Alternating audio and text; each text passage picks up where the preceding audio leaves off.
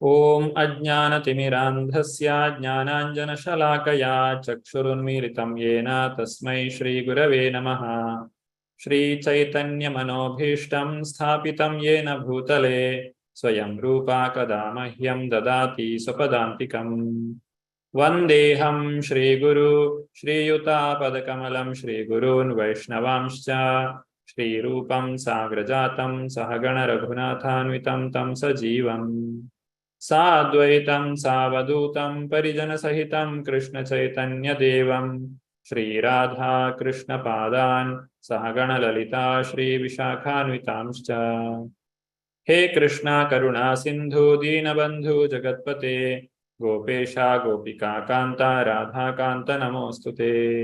तप्त काञ्चन गौराङ्गी राधे वृन्दावनेश्वरी वृषभानुसुते देवी प्रणमामि हरिप्रिये। वाञ्छाकल्पतरुभ्यश्च कृपा सिन्धुभ्य एव च पतितानां पावनेभ्यो वैष्णवेभ्यो नमो नमः। नमः ओं विष्णुपादाय कृष्णप्रेष्ठाय भूतले श्रीमते भक्तिवेदान्ता स्वामिन् इति नामिने। नमस्ते सारस्वते देवे गौरवाणी प्रचारिणे निर्विशेषा शून्यवादी पाश्चात्यदेशतारिणे। जयो श्रीकृष्ण चैतन्य प्रभो नित्यानंद श्री अद्वैत गदाधरा श्रीवासादि गौरभक्तवृंद। हरे कृष्णा कृष्ण कृष्ण हरे हरे हरे राम राम राम हरे हरे। ಗೀತೋಪನಿಷತ್ತಿನ ಅಧ್ಯಯನಕ್ಕೆ ಬಂದಿರುವಂತಹ ಎಲ್ಲ ಭಕ್ತರಿಗೂ ಸ್ವಾಗತ. ಇವತ್ತು ನಾವು ಎರಡನೇ ಅಧ್ಯಾಯದಲ್ಲಿ ಶ್ರೀಕೃಷ್ಣನು ಅರ್ಜುನನಿಗೆ ನೀಡಿದಂತಹ ಆತ್ಮಜ್ಞಾನದ ಕುರಿತಾಗಿ ನಾವು ತಿಳಿದುಕೊಳ್ಳಲಿಕ್ಕೆ ಪ್ರಯತ್ನ ಮಾಡೋಣ. ಅರ್ಜುನನು ಮಹೇಶ್ ಪ್ರಭು, ನನ್ನ ಮಾತು ಕೇಳ್ತಾ ಇದೆಯಲ್ಲ?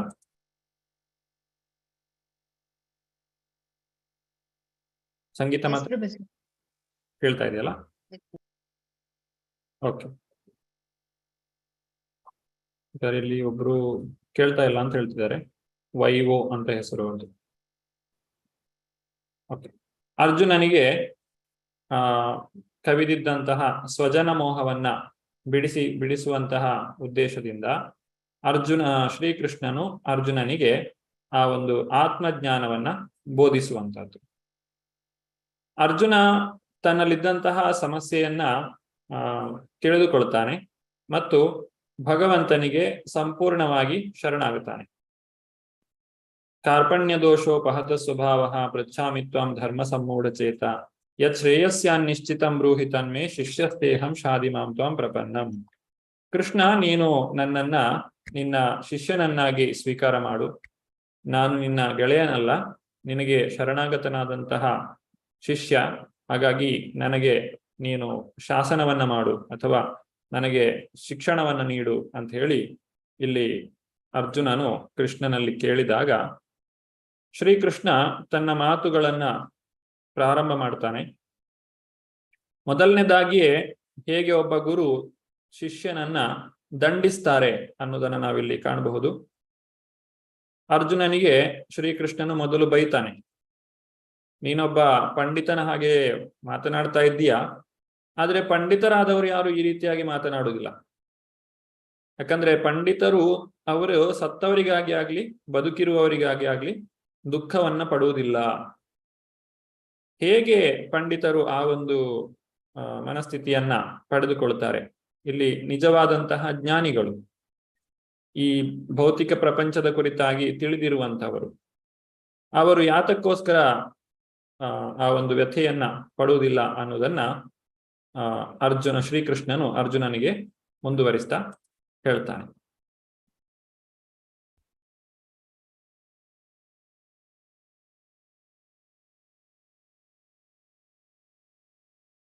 ಇವತ್ತಿನ ಭಗವದ್ಗೀತಾ ಅಧ್ಯಯನ ಈ ಭಗವದ್ಗೀತೆಯ ಸಂಪೂರ್ಣ ಅಧ್ಯಯನ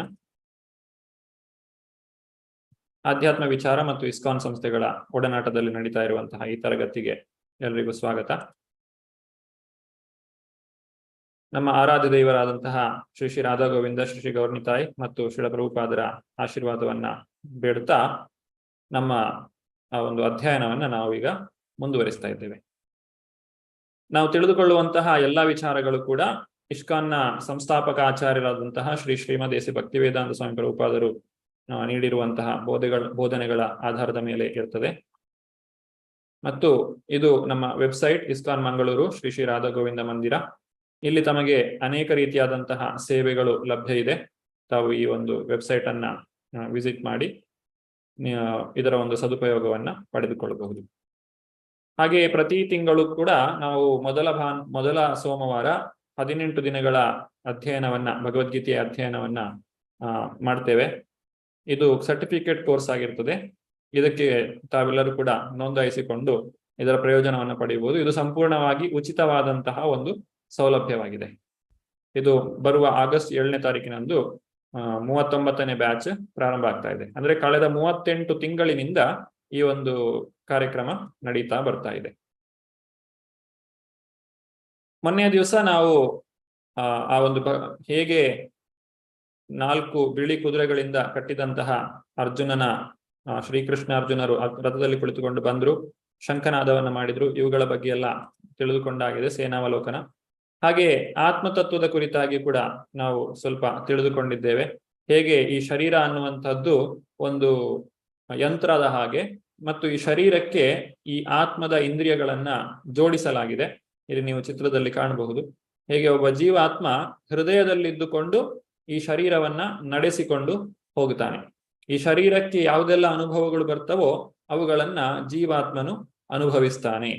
ಹೀಗೆ ಈ ಒಂದು ಈ ಶರೀರದಲ್ಲಿ ಜೀವಾತ್ಮನು ಸುಖ ದುಃಖಗಳನ್ನ ಅನುಭವಿಸ್ತಾನೆ ಅನ್ನೋದನ್ನ ನಾವು ನೋಡಿದ್ದೇವೆ. ಹಾಗೆ ಯಾವ ರೀತಿ ಒಬ್ಬ ವ್ಯಕ್ತಿ ಬಾಲ್ಯದಿಂದ ಯೌವನಕ್ಕೆ, ಯೌವನದಿಂದ ಮುಪ್ಪಿಗೆ ಬರ್ತಾನೋ ಅದೇ ರೀತಿ ಆತನು ಇನ್ನೊಂದು ಶರೀರವನ್ನು ಕೂಡ ಪಡೆಯುತ್ತಾನೆ. ಪ್ರತಿ ಕ್ಷಣವೂ ಕೂಡ ಶರೀರವು ಬದಲಾಗ್ತಾ ಇರ್ತದೆ ಅನ್ನೋದನ್ನು ಕೂಡ ನಾವು ನೋಡಿದ್ದೇವೆ. ಮತ್ತು ಆ ಬ್ರಹ್ಮನು ಸೃಷ್ಟಿಸಿರುವಂತಹ 5 ರೀತಿಯಾದಂತಹ ತಮಸ್ಸುಗಳು ಯಾವುದು ಅನ್ನೋದನ್ನ ಕೂಡ ನಾವು ಕಳೆದ ವಾರ ತಿಳಿದುಕೊಂಡಿದ್ದೇವೆ. ಮತ್ತು ಕೆಲವೊಂದು ವೈಜ್ಞಾನಿಕವಾದಂತಹ ಕುರುಹುಗಳು ಅಥವಾ ಏನು ಸಾಕ್ಷಿ ಆಧಾರಗಳಿವೆ ಆತ್ಮನ ಇರುವಿಕೆಗೆ, ಅದನ್ನು ಕೂಡ ನಾವು ಕಳೆದ ವಾರದಲ್ಲಿ ತಿಳಿದುಕೊಳ್ಳಿಕ್ಕೆ ಪ್ರಯತ್ನಿಸಿದ್ದೇವೆ. ಬಹಳಷ್ಟು ಜನರು ಈ ಒಂದು ವಿಷಯದಲ್ಲಿ ಕೆಲಸ ಮಾಡಿದ್ದಾರೆ. ಅನೇಕ ಪುಸ್ತಕಗಳನ್ನು ಕೂಡ ನಾವು ಪಡೆಯಬಹುದು. ಈ ಒಂದು ರೀಇನ್ಕಾರ್ನೇಷನ್ ಅಥವಾ ಪುನರ್ಜನ್ಮದ ಕುರಿತಾಗಿ ಬಹಳಷ್ಟು ಡಾಕ್ಯುಮೆಂಟರಿಗಳು, ಮತ್ತೆ out of body experience, near death experience, ಈ ರೀತಿ ಅನೇಕ ವಿಚಾರಗಳನ್ನು ನಾವು ತಿಳಿದುಕೊಳ್ಳಬಹುದು. ಇವತ್ತಿನ ಅಧ್ಯಯನದ ವಿಚಾರಕ್ಕೆ ಬರುವುದಾದ್ರೆ, ಈಗ ಶ್ರೀಕೃಷ್ಣ ಏನು ಹೇಳ್ತಾನೆ ಅರ್ಜುನನಿಗೆ, ಅರ್ಜುನ, ಜೀವಾತ್ಮನಿಗೆ ನಾಶ ಇಲ್ಲ, ಶರೀರವು ಮಾತ್ರ ನಾಶ ಆಗ್ತದೆ. ನೀನೀಗ ಏನಾದ್ರೂ ವ್ಯಥೆ ಪಡುವುದಿದ್ರೆ ಆ ಒಂದು ಶರೀರ ನಾಶ ಆಗ್ತದೆ ಅಂತ ಹೇಳಿ ನೀನು ವ್ಯಥೆ ಪಡುವ ಅಗತ್ಯ ಇಲ್ಲ. ಯಾಕಂದ್ರೆ ಭೀಷ್ಮಾಚಾರ್ಯರು, ದ್ರೋಣಾಚಾರ್ಯರ ಆ ಒಂದು ಆತ್ಮ ಏನಿದೆ ಅದು ನಾಶ ಆಗುದಿಲ್ಲ ಅಂತ ಹೇಳಿ ಹೇಳ್ತಾನೆ. ಹಾಗಾದ್ರೆ ಇದರ ಅರ್ಥ ಏನು? ಎಲ್ಲರೂ ಕೂಡ ಜೀವಾತ್ಮರು, ಹಾಗಾದ್ರೆ ಯಾರ ಶರೀರವನ್ನು ಕೂಡ ನಾಶ ಮಾಡಬಹುದೋ ಅನ್ನುವಂತಹ ಒಂದು ಪ್ರಶ್ನೆ ಬರ್ತದೆ. ಯಾರನ್ನು ಯಾರು ಬೇಕಾದ್ರೂ ಕೊಲ್ಲಬಹುದೋ ಅಂತ ಹೇಳಿ. ಆದ್ರೆ ಇಲ್ಲಿ ಅರ್ಜುನನು ಒಬ್ಬ ಯೋಧನಾಗಿರುವುದರಿಂದ ಅರ್ಜುನನಿಗೆ ಯುದ್ಧ ಮಾಡಲಿಕ್ಕೆ ಶ್ರೀಕೃಷ್ಣನು ಹೇಳ್ತಾ ಇದ್ದಾನೆ. ಅದರ ಅರ್ಥ ಯೋಧನನ್ನ ಬಿಟ್ಟು ಬೇರೆ ಕೆಲಸವನ್ನ ಮಾಡುವವರು, ಒಬ್ಬ ವೈದ್ಯ ಇರಬಹುದು, ಒಬ್ಬ ಶಿಕ್ಷಕನಿರಬಹುದು, ಅಥವಾ ಒಬ್ಬ ಇಂಜಿನಿಯರ್ ಇರಬಹುದು, ಅವರು ಯಾವ ಕಾರ್ಯವನ್ನ ಮಾಡಬೇಕು? ಅವರು ತಮ್ಮ ಪಾಲಿನ ಕರ್ತವ್ಯವನ್ನ ಮಾಡಬೇಕೇ ವಿನಃ ಅವರು ಅರ್ಜುನನ ರೀತಿಯಲ್ಲಿ ಆಯುಧವನ್ನ ಹಿಡಿಯುವಂಥದ್ದಲ್ಲ. ಆದ್ರಿಂದ ಇಲ್ಲಿ ಶ್ರೀಕೃಷ್ಣನು ಅರ್ಜುನನನ್ನ ಹುರಿದುಂಬಿಸುತ್ತಿರುವಂತದ್ದು ತನ್ನ ಕರ್ತವ್ಯವನ್ನ ಮಾಡಬೇಕು ಅನ್ನುವಂಥ ಉದ್ದೇಶದಿಂದ.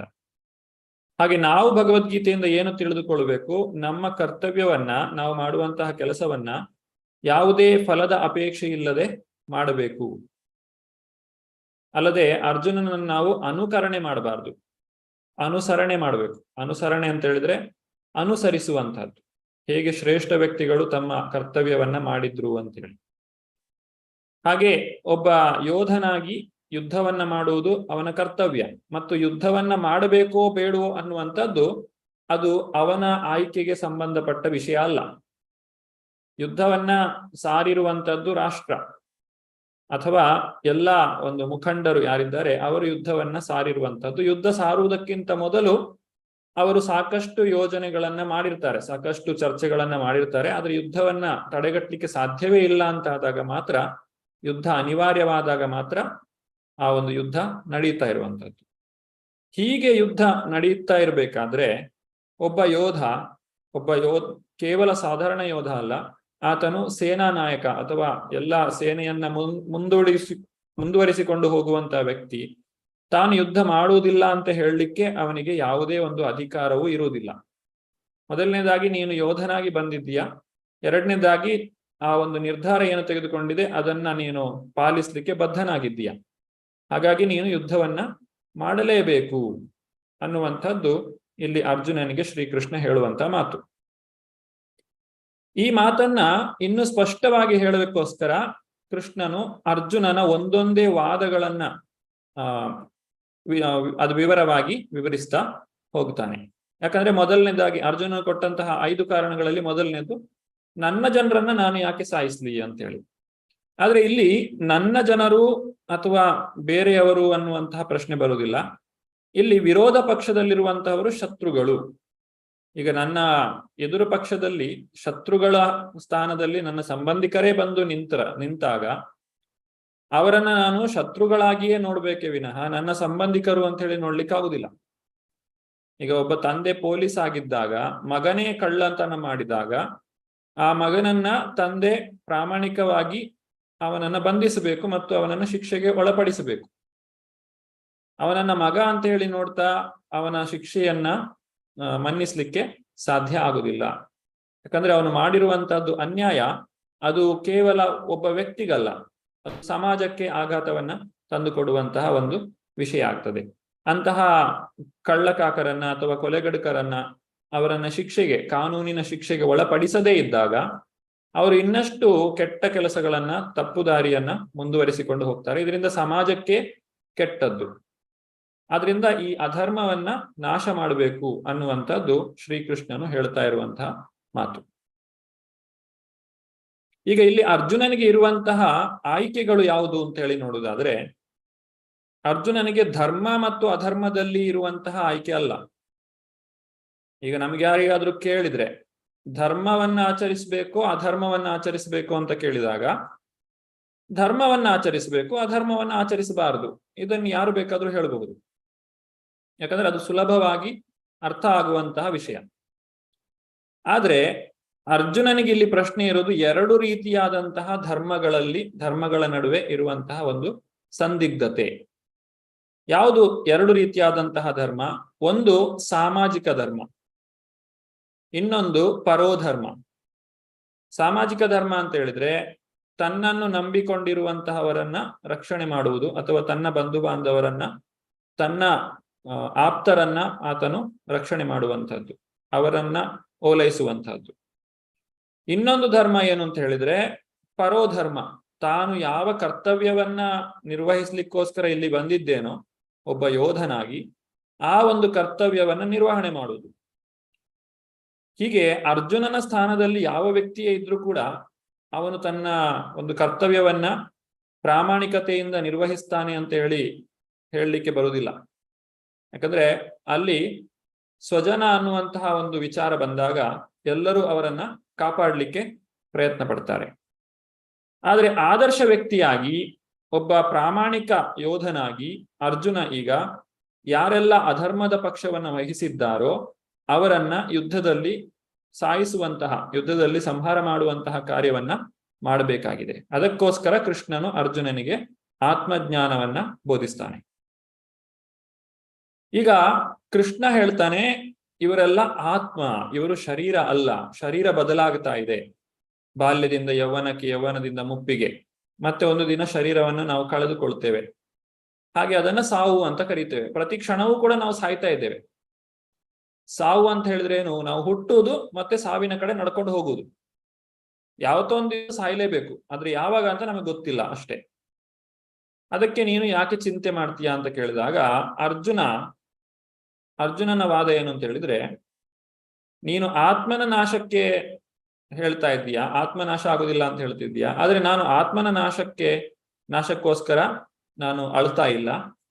ಆದ್ರೆ ನನಗೆ ದುಃಖ ಆಗ್ತಾ ಇದೆ ಏನಂತ ಹೇಳಿದ್ರೆ, ನಾನು ನನ್ನ ಅಜ್ಜನನ್ನ, ನನ್ನ ಗುರುಗಳನ್ನ, ನನ್ನ ಬಂಧು ಬಾಂಧವರನ್ನ ಕಳೆದುಕೊಳ್ತೇನೆ. ಈಗ ಒಬ್ಬ ವ್ಯಕ್ತಿ ಯಾರನ್ನಾದ್ರೂ ಅಗಲಿದಾಗ, ಯಾರೋ ಕಳೆದು ಹೋದಾಗ, ಯಾರನ್ನಾದ್ರೂ ನಾವು ಕಳ್ಕೊಂಡಾಗ ನಮಗೆ ತುಂಬಾ ದುಃಖವಾಗ್ತದೆ. ಯಾತಕ್ಕೋಸ್ಕರ ದುಃಖ ಆಗ್ತದೆ? ಅವರು ಸತ್ರು ಅಂತ ಹೇಳಿ ಅಲ್ಲ ದುಃಖ ಆಗುದು. ದುಃಖ ಆಗುದು ಯಾಕೆ? ಅವರು ನನ್ನವರು ಅಂತ ಹೇಳಿ. ಇಲ್ಲ ಅಂತ ಹೇಳಿದ್ರೆ, ನಾವು ಈಗ ನ್ಯೂಸ್ ಪೇಪರ್ ಅಲ್ಲಿ ಬಹಳಷ್ಟು ಜನ ಬೇರೆ ಬೇರೆ ಕಾರಣಗಳಿಗೋಸ್ಕರ ಪ್ರಾಣ ಕಳ್ಕೊಳ್ತಾ ಇರ್ತಾರೆ, ಅಪಘಾತಗಳಲ್ಲಿ, ಅವಘಡಗಳಲ್ಲಿ, ಈ ರೀತಿಯಾಗಿ. ಅವುಗಳನ್ನೆಲ್ಲ ಓದಿ ನಾವು ಅಳ್ತಾ ಕೂತ್ಕೊಳ್ಳೋದಿಲ್ಲ. ಇಂಥ ಕಡೆ ಇಂಥವರು ಸತ್ತು ಹೋದ್ರಂತೆ, ಇಂಥ ಕಡೆ ಈ ರೀತಿಯಾಗಿ ಆಯ್ತಂತೆ ಅಂತ. ಅದನ್ನೆಲ್ಲ ನಾವು ಅಳ್ತಾ ಕೂತ್ಕೊಳ್ಳೋದಿಲ್ಲ. ಯಾಕಂದ್ರೆ ಅಲ್ಲಿ ಅಳಲಿಕ್ಕೆ, ಅಲ್ಲಿ ಸತ್ತು ಹೋದವರು ಯಾರು ಕೂಡ ನನ್ನ ಸ್ವಂತದವರು ಯಾರು ಇರೋದಿಲ್ಲ. ಒಂದು ವೇಳೆ ಇದ್ರೆ ಅದಕ್ಕೆ ನಾವು ಅಳ್ತೇವೆ. ಅದರಿಂದ ನಮಗೆ ಅಳು ಅಥವಾ ದುಃಖ ಬರುವುದು ಯಾವಾಗ ಅಂತ ಹೇಳಿದ್ರೆ, ಆ ವ್ಯಕ್ತಿಯಲ್ಲಿ ನಮಗೆ ಅನುರಾಗ ಇದ್ದಾಗ, ಆ ವ್ಯಕ್ತಿ ನಮ್ಮವರು ಅಂತ ಹೇಳಿ ನಮಗೆ ಇದ್ದಾಗ ಮಾತ್ರ ನಾವು ಆ ಒಂದು ದುಃಖವನ್ನ ಪಡ್ತೇವೆ. ಈಗ ಅರ್ಜುನನು ಅದೇ ಮಾತನ್ನ ಹೇಳ್ತಾನೆ. ಕೃಷ್ಣ, ನನಗೆ ನನ್ನ ಅಜ್ಜ, ನನ್ನ ಗುರುಗಳು, ನನ್ನ ಬಾಂಧವರು ಬೇಕು. ಅವರ ಆತ್ಮನಾಶ ಆಗುದಿಲ್ಲ, ಆದ್ರೆ ಶರೀರ ನಾಶವಾಗ್ತದೆ.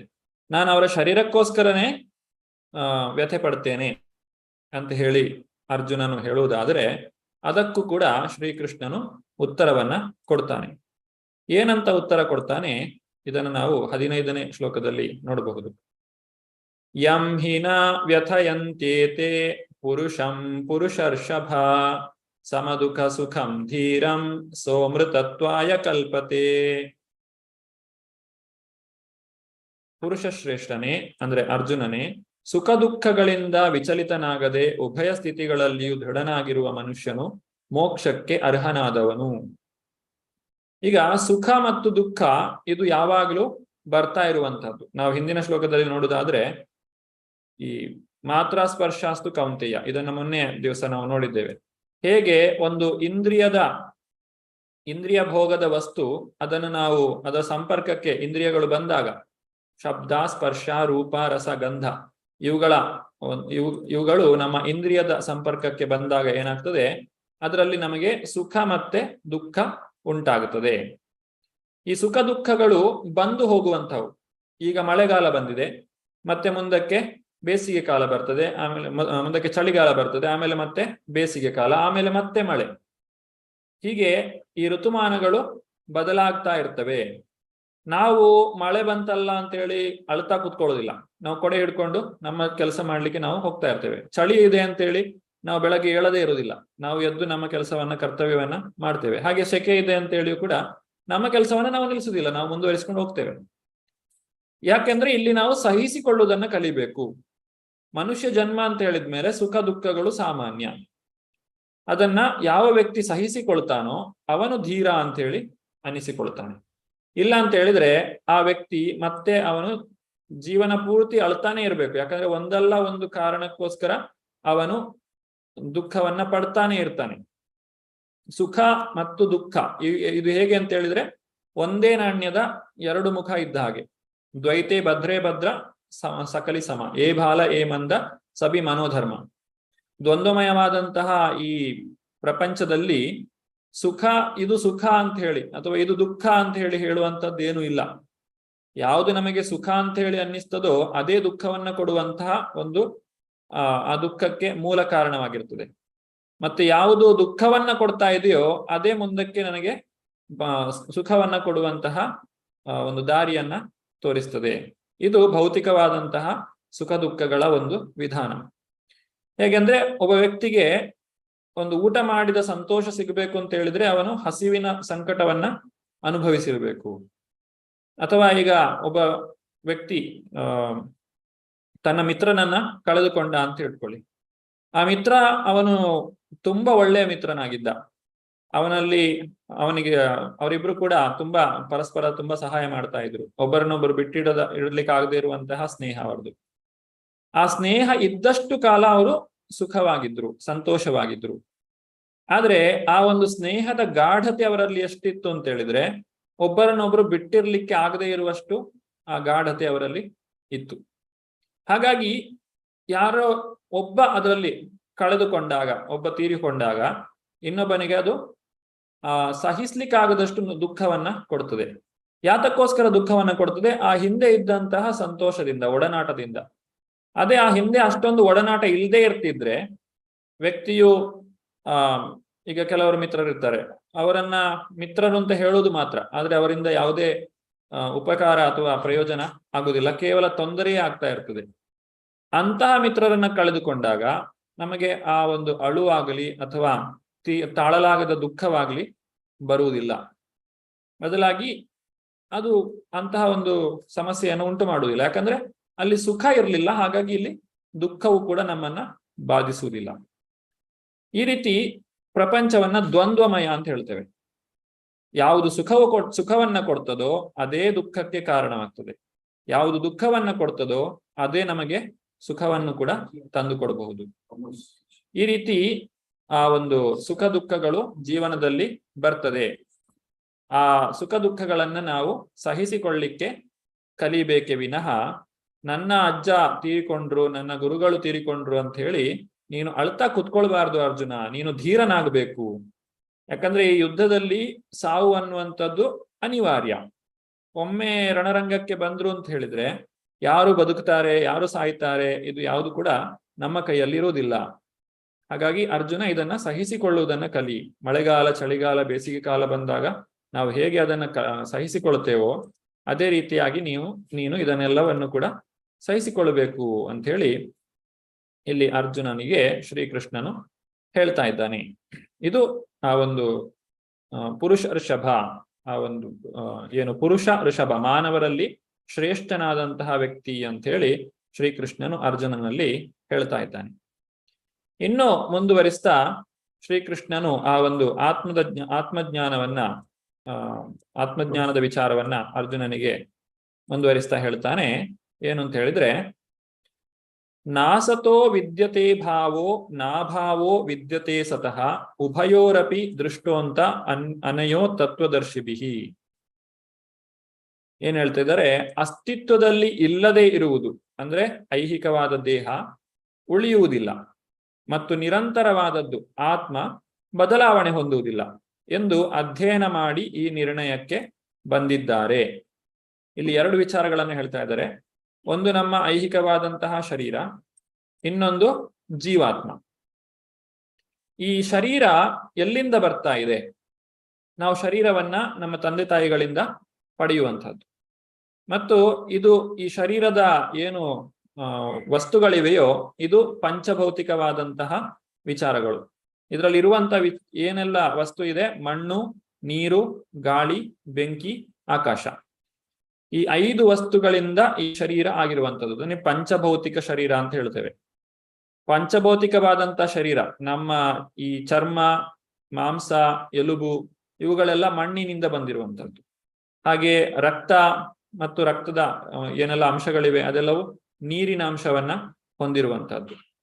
ಆಮೇಲೆ ಒಂದು ಬೆಂಕಿ, ನಮ್ಮ ಹೊಟ್ಟೆಯಲ್ಲಿ ನಾವು ತಿಂದಂತಹ ಆಹಾರ ಜೀರ್ಣ ಆಗ್ಲಿಕ್ಕೆ ಬೆಂಕಿಯು ಕಾರಣ. ಹಾಗೆ ನಾವು ಉಸಿರಾಡುವಂತಹ ಗಾಳಿ ಅದು ವಾಯುವಿನ ಅಂಶ. ಹಾಗೆ ಆಕಾಶ, ಆಕಾಶ ಅಂತ ಹೇಳಿದ್ರೆ ಏನು? ನಾವು ಜೀವಿಸ್ಲಿಕ್ಕೆ ಬೇಕಾದಂತಹ ಅವಕಾಶ. ಈ ಭೂಮಿ ಆಕಾಶದಲ್ಲಿ ತಿರುಗ್ತಾ ಇದೆ, ಹಾಗೆ ತಿರುಗ್ತಾ ನಮ್ಮನ್ನು ಕೂಡ ಅದು ತೆಗೆದುಕೊಂಡು ಹೋಗ್ತದೆ. ಹಾಗೆ ನಮ್ಮ ಅಸ್ತಿತ್ವಕ್ಕೆ ಬೇಕಾದಂತಹ ಒಂದು ಸ್ಥಳಾವಕಾಶವನ್ನು ಮಾಡಿಕೊಡುವಂಥದ್ದು ಆಕಾಶ. ಹೀಗೆ ಈ ಆಕಾಶದಲ್ಲಿ ನಾವು ಜೀವಿಸುವಂಥದ್ದು. ಅಂದ್ರೆ ಭೂಮಿ ಆಕಾಶದಲ್ಲಿದೆ, ನಾವು ಭೂಮಿಯ ಮೇಲೆ ಇದ್ದೇವೆ, ಅದರಿಂದ ನಮಗೆ ಆಕಾಶದಲ್ಲಿದ್ದ ಅನುಭವ ಆಗುದಿಲ್ಲ. ಆದ್ರೆ ಮೂಲದಲ್ಲಿ ನೋಡುವುದಾದ್ರೆ ಎಲ್ಲವೂ ಕೂಡ ಆಕಾಶದಲ್ಲಿಯೇ ಇರುವಂತಹದ್ದು. ಹೀಗೆ ಪಂಚಭೌತಿಕವಾದಂತಹ ಶರೀರವನ್ನ ಪಡೆದಿದ್ದೇವೆ ನಾವು. ಈ ಶರೀರವನ್ನ ಪಡೆದಿದ್ದೇವೆ. ಇದು ಪಂಚಭೂತಗಳಿಂದ ಆಗಿರೋದ್ರಿಂದ ಈ ಶರೀರಕ್ಕೆ ಆಹಾರವೂ ಕೂಡ ಪಂಚಭೌತಿಕವಾದದ್ದು. ನಾವೇನು ತಿಂತೇವೆ ಆಹಾರ, ಹಣ್ಣು ಹಂಪಲು ತರಕಾರಿ ಇದೆಲ್ಲ, ಅನ್ನ ಎಲ್ಲವೂ ಕೂಡ ಬರುವಂತದ್ದು ಮಣ್ಣಿನಿಂದಲೇ. ಮತ್ತೆ ಈ ಶರೀರ ನಾಶವಾದ ಮೇಲೆ ಅದು ಹೋಗಿ ಸೇರುವುದು ಕೂಡ ಮಣ್ಣಿಗೆ. ಹಾಗಾಗಿ ಈ ಶರೀರಕ್ಕೆ ಒಂದು ಶಾಶ್ವತವಾದಂತಹ ಸ್ಥಾನ ಅಂತ ಹೇಳಿ ಇಲ್ಲ. ಇದು ಕೆಲವೊಮ್ಮೆ ಕಾಣಿಸಿಕೊಳ್ಳುತ್ತದೆ, ಮತ್ತೆ ಕೆಲವೊಮ್ಮೆ ಕಾಣಿಸಿಕೊಳ್ಳುವುದಿಲ್ಲ. ವ್ಯಕ್ತ ಅವ್ಯಕ್ತ ಅಂತ ಹೇಳ್ತೇವೆ.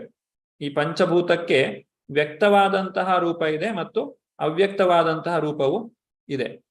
ನಾವು ಈಗ ಏನು ನಾವು ಶರೀರವನ್ನ ನೋಡ್ತಾ ಇದ್ದೇವೋ ಆ ಶರೀರ ಕೆಲವು ವರ್ಷಗಳ ಹಿಂದೆ ಇರ್ಲಿಲ್ಲ. ಈಗ ಒಬ್ಬ 25 ವರ್ಷದ ಹುಡುಗ ಇದ್ದ ಅಂತ ಹೇಳಿದ್ರೆ 25 ವರ್ಷದ ಹಿಂದೆ ಆ ಶರೀರ ಇರಲಿಲ್ಲ.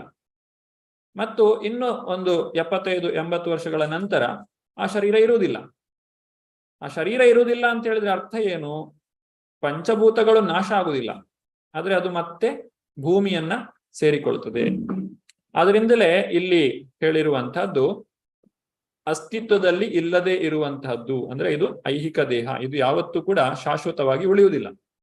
ಅಂದ್ರೆ ಇಲ್ಲಿ ಶ್ರೀಕೃಷ್ಣ ಹೇಳುವ ಮಾತೇನಂದ್ರೆ, ಅರ್ಜುನ ನೀನೀಗ ಸಾಯಿಸದೇ ಇದ್ರೆ, ನೀನು ಯುದ್ಧವನ್ನ ಮಾಡಿ ಇವರನ್ನ ಸಂಹಾರ ಮಾಡದೇ ಇದ್ರೆ ಭೀಷ್ಮ ದ್ರೋಣಾದಿಗಳು ನಿರಂತರವಾಗಿ ಏನು ಬದುಕುವುದಿಲ್ಲ. ಅವರು ಒಂದಲ್ಲ ಒಂದು ದಿವಸ ಸಾಯಲೇಬೇಕು.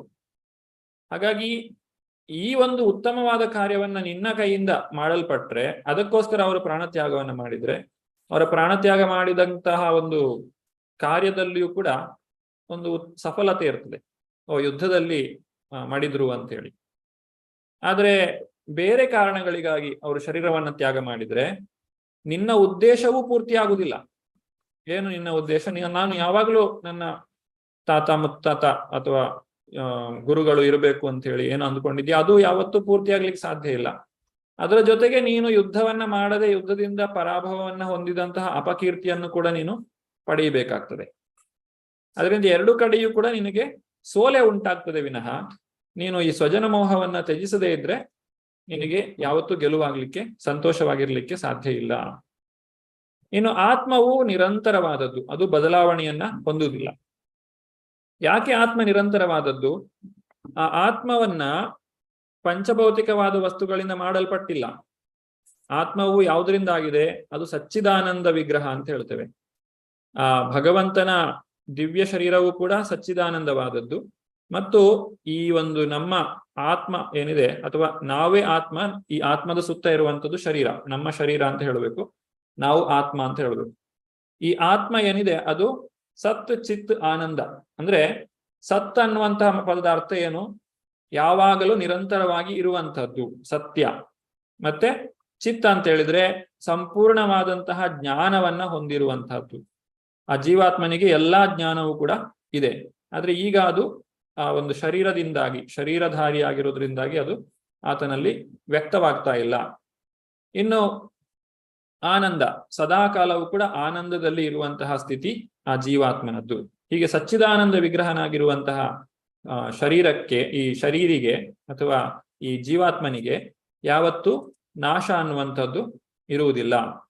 ಆ ಶರೀರಕ್ಕೆ ಮಾತ್ರ ಬದಲಾವಣೆಯಾಗುವಂತಹದ್ದು, ಆದ್ರೆ ಜೀವಾತ್ಮನಿಗೆ ಯಾವತ್ತೂ ನಾಶ ಆಗುವುದಿಲ್ಲ ಅಂತ ಹೇಳಿ ಶ್ರೀಕೃಷ್ಣನು ಅರ್ಜುನನಿಗೆ ಬೋಧಿಸ್ತಾ ಇದ್ದಾನೆ.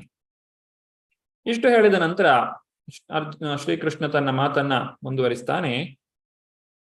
ಅವಿನಾಶಿತು ತದ್ವಿಧಿ ಯೇನ ಸರ್ವಮಿದಂ ತತಂ ವಿನಾಶಮವ್ಯಯಸ್ಯಾಸ್ಯ ನ ಕಶ್ಚಿತ್ ಕರ್ತುಮರ್ಹತಿ. ದೇಹವನ್ನು ಯಾವುದು ವ್ಯಾಪಿಸಿದೆಯೋ ಅದು ಅವಿನಾಶಿ ಎಂದು ನೀನು ತಿಳಿಯಬೇಕು. ನಾಶವಿಲ್ಲದ ಆತ್ಮವನ್ನು ಯಾರೂ ನಾಶ ಮಾಡಲಾರರು. ಇದು ಶರೀರದಲ್ಲಿ ಜೀವಾತ್ಮ ಇರುವಂತಹ ಲಕ್ಷಣ. ಯಾರಾದ್ರೂ ಒಬ್ರು ಜೀವಂತವಾಗಿದ್ದಾರೆ ಅಂತ ಹೇಳಿದ್ರೆ ಅವರಿಗೆ ಪ್ರಜ್ಞೆ ಇರ್ತದೆ. ಆ ಪ್ರಜ್ಞೆ ಈ ಶರೀರದ ಪೂರ್ತಿ ಅದು ಆವರಿಸಿಕೊಂಡಿರ್ತದೆ. ಹೇಗೆ ಒಂದು ಕೋಣೆಯಲ್ಲಿ ಒಂದು ದೀಪವನ್ನ ಹಚ್ಚಿಟ್ಟಾಗ ಅದರ ಬೆಳಕು ಇಡೀ ಕೋಣೆಯನ್ನ ಪಸರಿಸ್ತದೆ, ಇಡೀ ಕೋಣೆ ಪೂರ್ತಿ ಬೆಳಕಾಗುತ್ತದೆ. ಹಾಗೆ ಈ ಜೀವಾತ್ಮನು ಹೃದಯ ಭಾಗದಲ್ಲಿದ್ದಾಗ, ಆ ಪರಮಾತ್ಮ ಜೀವಾತ್ಮ ಇಬ್ರು ಕೂಡ ಹೃದಯ ಭಾಗದಲ್ಲಿರ್ತಾರೆ. ಆ ಹೃದಯ ಭಾಗದಲ್ಲಿ ಅವರು ಸ್ಥಿತರಾಗಿದ್ದಾಗ ಇಡೀ ಶರೀರದಲ್ಲಿ ಪ್ರಜ್ಞೆ ಇರುವಂಥದ್ದು ನಮಗೆ ಕಾಣ್ತದೆ. ಆದ್ರೆ ಯಾವಾಗ ಆ ಜೀವಾತ್ಮನು ಶರೀರವನ್ನ ಬಿಟ್ಟು ಹೋಗ್ತಾನೆ ಆಗ ಪ್ರಜ್ಞೆಯು ಇಲ್ಲದಾಗುತ್ತದೆ. ಇದನ್ನ ಆಧುನಿಕ ವಿಜ್ಞಾನ ವಿವರಿಸಲಿಕ್ಕೆ ಸಾಧ್ಯ ಆಗುವುದಿಲ್ಲ.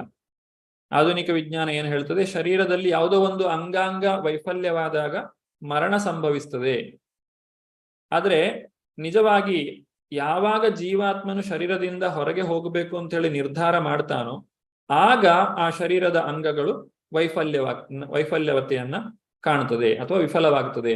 ಇದು ಸರಿಯಾದಂತಹ ವಿಧಾನ. ಯಾಕಂದ್ರೆ ಜೀವಾತ್ಮ ಒಬ್ಬ ವ್ಯಕ್ತಿ, ಈ ಶರೀರ ಅದು ಕೇವಲ ಒಂದು ಯಂತ್ರ ಮಾತ್ರ. ನಾವು ಎಷ್ಟೇ ಪ್ರಯತ್ನ ಪಟ್ಟರೂ ಕೂಡ ಸತ್ತಿರುವಂತಹ ವ್ಯಕ್ತಿಗೆ ಮತ್ತೆ ಜೀವ ಕೊಡ್ಲಿಕ್ಕೆ ಸಾಧ್ಯ ಇಲ್ಲ. ಈಗ ವಿಜ್ಞಾನ ಹೇಳುವ ಪ್ರಕಾರ ಒಂದು ವೇಳೆ ಶರೀರದಲ್ಲಿ ಏನೋ ತೊಂದರೆಯಾಗಿ ಆ ಶರೀರದಲ್ಲಿ ಪ್ರಜ್ಞೆ ಇಲ್ಲ, ಅಥವಾ ಆತನು ಮತ್ತೆ ಹಿಂದಿನ ಹಾಗೆ ಆಗ್ಲಿಕ್ಕೆ ಸಾಧ್ಯ ಆಗ್ತಾ ಇಲ್ಲ ಅಂತಾದ್ರೆ, ಅಲ್ಲಿ ಏನು ಸಮಸ್ಯೆ ಇದೆ ಅದನ್ನು ನೀವು ಪರಿಹಾರ ಮಾಡಿ ಆ ಶರೀರವನ್ನ ಮತ್ತೆ ಕೆಲಸ ಮಾಡುವ ಹಾಗೆ ಮಾಡಬಹುದು. ಆದ್ರೆ ಅದು ಸಾಧ್ಯ ಇಲ್ಲ. ಯಾಕಂದ್ರೆ ಅಲ್ಲಿ ಬಿಟ್ಟು ಹೋಗಿರುವಂತದ್ದು ಜೀವಾತ್ಮ. ಈಗ ತಾನೇ ಶರೀರ ತ್ಯಾಗ ಮಾಡಿರುವಂತಹ ಆ ಒಂದು ತ್ಯಾಗ ಮಾಡಿರುವ ಶರೀರವನ್ನ ತೆಗೆದುಕೊಂಡು ಅದನ್ನ ಮತ್ತೆ ಜೀವ ಕೊಡ್ಲಿಕ್ಕೆ ನೋಡಿದ್ರೆ ಅದು ಸಾಧ್ಯ ಆಗುದಿಲ್ಲ.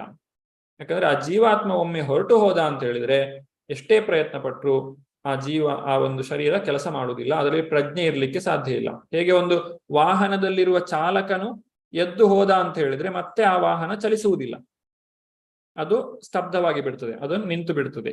ಹಾಗೆ ಆ ಚಾಲಕನ ಒಂದು ಚಾಲನ ಶಕ್ತಿ ಇದ್ದಾಗ ಮಾತ್ರ ಆ ಶರೀರವು ಕೆಲಸ ಮಾಡಲಿಕ್ಕೆ ಸಾಧ್ಯ.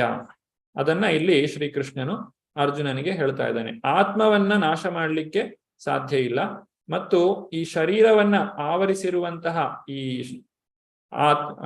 ಏನು ಪ್ರಜ್ಞೆ ಇದೆ ಅದು ಆ ಜೀವಾತ್ಮನ ಒಂದು ಲಕ್ಷಣವಾಗಿದೆ. ಇನ್ನು ಹೆಚ್ಚಿನ ವಿಚಾರವನ್ನ ಭಗವಂತ ಅರ್ಜುನನಿಗೆ ಹೇಳ್ತಾ ಇದ್ದಾನೆ. ನಾವು ಈ ಜೀವಾತ್ಮನ ಒಂದು ಗಾತ್ರವನ್ನ ನೋಡುವುದಾದ್ರೆ ಶ್ವೇತಾಶ್ವತರ ಉಪನಿಷತ್ತಿನಲ್ಲಿ 5.9ನೇ ಶ್ಲೋಕದಲ್ಲಿ ಹೇಳ್ತಾರೆ, ಬಾಲಾಗ್ರ ಶತಭಾಗಸ್ಯ ಶತದಾ ಕಲ್ಪಿತಸ್ಯ ಚ ಭಾಗೋ ಜೀವ ಸಾವಿಜ್ಞೇಯ ಸಚ ಅನಂತಾಯ ಕಲ್ಪತೆ. ಹಾಗೆ ಇದನ್ನ ಇನ್ನೊಂದು ಕಡೆ ಹೇಳ್ತಾರೆ, ಕೇಶಾಗ್ರ ಶತಭಾಗಸ್ಯ ಶತಾಂಶ ಸಾದೃಶಾತ್ಮಕ ಜೀವ ಸೂಕ್ಷ್ಮ ಸ್ವರೂಪೋಯಂ ಸಂಖ್ಯಾತೀತೋ ಹಿ ಚಿತ್ಕಣಃ. ಅಂದ್ರೆ ಇಲ್ಲಿ ಬಾಲ ಅಥವಾ ಕೇಶ ಅಂತ ಹೇಳಿದ್ರೆ ಈ ಕೂದಲಿನ ತುದಿ ಏನಿದೆ ಅದನ್ನ 10,000 ಭಾಗ ಮಾಡಿದ್ರೆ, ಈಗ 100 ಭಾಗ ಮಾಡಿ ಪ್ರತಿಯೊಂದು ಭಾಗವನ್ನ ಮತ್ತೆ 100 ಭಾಗ ಮಾಡುವುದು ಅಂದ್ರೆ 10,000 ಭಾಗ ಆಗ್ತದೆ. 1ರ ಮುಂದೆ 4 0, 10,000 ಭಾಗವನ್ನ ಮಾಡಿದ್ರೆ ಪ್ರತಿ ಭಾಗವು ಕೂಡ ಆತ್ಮದ ಗಾತ್ರವನ್ನು ತೋರಿಸ್ತದೆ. ಇದು ಹೇಗೆ ನಮ್ಮ ಪ್ರಸ್ತುತ ವಿಜ್ಞಾನದಲ್ಲಿ ನ್ಯಾನೋ ಸೈನ್ಸ್ ಅಂತ ಹೇಳ್ತೇವೆ, ನ್ಯಾನೋ ಟೆಕ್ನಾಲಜಿ, ಅಲ್ಲಿಯವರೆಗೆ ಹೋದಾಗ ಆ ಒಂದು ಆತ್ಮದ ಒಂದು ಗಾತ್ರ ಅಷ್ಟು ಸಣ್ಣದಾಗಿರ್ತದೆ. ಅಂತಹ ಆತ್ಮನನ್ನ ನಾವು ಬರಿಗಣ್ಣಿನಿಂದ ನೋಡ್ಲಿಕ್ಕೆ ಸಾಧ್ಯ ಇಲ್ಲ, ಸೂಕ್ಷ್ಮದರ್ಶಕವನ್ನ ಉಪಯೋಗಿಸಿಯೂ ಕೂಡ ಅದನ್ನ ನೋಡ್ಲಿಕ್ಕೆ ಸಾಧ್ಯ ಇಲ್ಲ. ಯಾಕಂದ್ರೆ ವಿಜ್ಞಾನದಲ್ಲಿಯೂ ಒಂದು ಹಂತದವರೆಗೆ ನಮಗೆ ಸೂಕ್ಷ್ಮದರ್ಶಕವನ್ನ ಉಪಯೋಗಿಸಬಹುದು, ಆದ್ರೆ ನಾವು ಯಾವಾಗ ಈ ಬಹಳಷ್ಟು ಸಣ್ಣ ವಸ್ತುಗಳನ್ನ ತಿಳಿದುಕೊಳ್ಳಿಕ್ಕೆ ಹೋಗ್ತೇವೋ ಅದನ್ನ ನೇರವಾಗಿ ತಿಳ್ಕೊಳ್ಳಿಕ್ಕೆ ಸಾಧ್ಯ ಇಲ್ಲ. ಬದಲಾಗಿ ಅದರಿಂದ ಉಂಟಾದಂತಹ ಒಂದು ಪರಿಣಾಮ ಏನಿದೆ ಅದರಿಂದ ನಾವು ತಿಳ್ಕೊಳ್ತೇವೆ. ಈಗ ಉದಾಹರಣೆಗೆ ಒಂದು ಲೋಟ ನೀರಿಗೆ ನಾವು ಉಪ್ಪು ಹಾಕ್ತೇವೆ. ಉಪ್ಪು ಹಾಕಿ ಅದನ್ನ ಚೆನ್ನಾಗಿ ಕಲಡಿಸ್ತೇವೆ. ಅದು ಚೆನ್ನಾಗಿ ಅದರಲ್ಲಿ ಕರಗಿಸಿದ ನಂತರ ಆ ನೀರನ್ನು ಯಾರಿಗಾದ್ರು ತೋರಿಸಿ ಇದರಲ್ಲಿ ಉಪ್ಪು ಇದೆಯಾ ಇಲ್ವಾ ಅಂತ ಕೇಳಿದ್ರೆ ಅದರಲ್ಲಿ ಉಪ್ಪು ಇಲ್ಲ, ಯಾಕಂದ್ರೆ ಉಪ್ಪು ಕಾಣುವುದಿಲ್ಲ. ಅಥವಾ ಸಕ್ಕರೆ ಅಥವಾ ಏನೋ ಒಂದು ಅದನ್ನು ನೀವು ಅದು ಲವಣವನ್ನ ಮಿಶ್ರ ಮಾಡಿದ್ರೆ ಅದರಲ್ಲಿ ಮತ್ತೆ ಆ ಲವಣ ಕಾಣುವುದಿಲ್ಲ. ಅದರ ಅರ್ಥ ಅದರಲ್ಲಿ ಇಲ್ಲ ಅಂತಲ್ಲ, ಆದ್ರೆ ಅದು ಈಗ ನಮ್ಮ ಕಣ್ಣಿಗೆ ಕಾಣುವುದಿಲ್ಲ. ಆದ್ರೆ ಅದನ್ನು ಇದೆಯೋ ಇಲ್ವಾ ಅಂತ ನೋಡ್ಬೇಕಾದ್ರೆ ಏನ್ ಮಾಡ್ಬೇಕು, ಅದನ್ನು ಸ್ವಲ್ಪ ನಾಲಿಗೆಗೆ ಇಟ್ಟು ನೋಡಿದ್ರೆ ಗೊತ್ತಾಗ್ತದೆ. ಇದರಲ್ಲಿ ಉಪ್ಪು ಇದೆ, ಇದು ಸಿಹಿಯಾಗಿದೆ, ಗೊತ್ತಾಗ್ತದೆ ಇದಕ್ಕೆ ಸಕ್ಕರೆ ಹಾಕಿದ್ದಾರೆ ಅಂತೇಳಿ. ಹಾಗೆ ಜೀವಾತ್ಮನು ಶರೀರದಲ್ಲಿ ಇದ್ದಾನೋ ಇಲ್ವೋ ಅಂತ ನೋಡ್ಬೇಕಾದ್ರೆ ನಾವು ಸೂಕ್ಷ್ಮದರ್ಶಕ ಹಿಡ್ಕೊಂಡು ಹೋದ್ರೆ ಆಗುದಿಲ್ಲ. ಆದ್ರೆ ಅದರ ಒಂದು ಫಲಿತಾಂಶ ಏನಿದೆ ಅಥವಾ ಅದರ ಪರಿಣಾಮ ಏನಿದೆ ಅದರಿಂದ ಅದನ್ನ ಅರ್ಥ ಮಾಡಿಕೊಳ್ಳಬಹುದು. ಏನದು ಪರಿಣಾಮ? ಜೀವಾತ್ಮನು ಶರೀರದಲ್ಲಿದ್ದಾಗ ಆ ಶರೀರದಲ್ಲಿ ಪ್ರಜ್ಞೆ ಇದೆ. ಜೀವಾತ್ಮನು ಶರೀರ ಬಿಟ್ಟು ಹೋದಾಗ ಶರೀರದಲ್ಲಿ ಪ್ರಜ್ಞೆ ಇರುವುದಿಲ್ಲ, ಅದು ಪರಿಣಾಮ.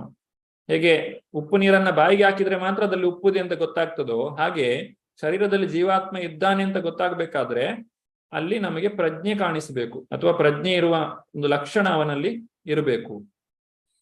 ಹಾಗಿದ್ರೆ ಮಾತ್ರ ನಾವು ಜೀವಾತ್ಮನ ಅಸ್ತಿತ್ವವನ್ನ ಅರ್ಥ ಮಾಡಿಕೊಳ್ಳಿಕ್ಕೆ ಸಾಧ್ಯ. ಯಾಕಂದ್ರೆ ವಿಜ್ಞಾನದಲ್ಲಿಯೂ ಕೂಡ ನಮಗೆ ಬಹಳಷ್ಟು ವಿಚಾರಗಳನ್ನ ಪ್ರತ್ಯಕ್ಷವಾಗಿ ಕಾಣುವಂತಹ ಅವಕಾಶ ಇರುವುದಿಲ್ಲ. ಅದು ಆಧ್ಯಾತ್ಮದಲ್ಲಿಯೂ ಕೂಡ ಸತ್ಯ.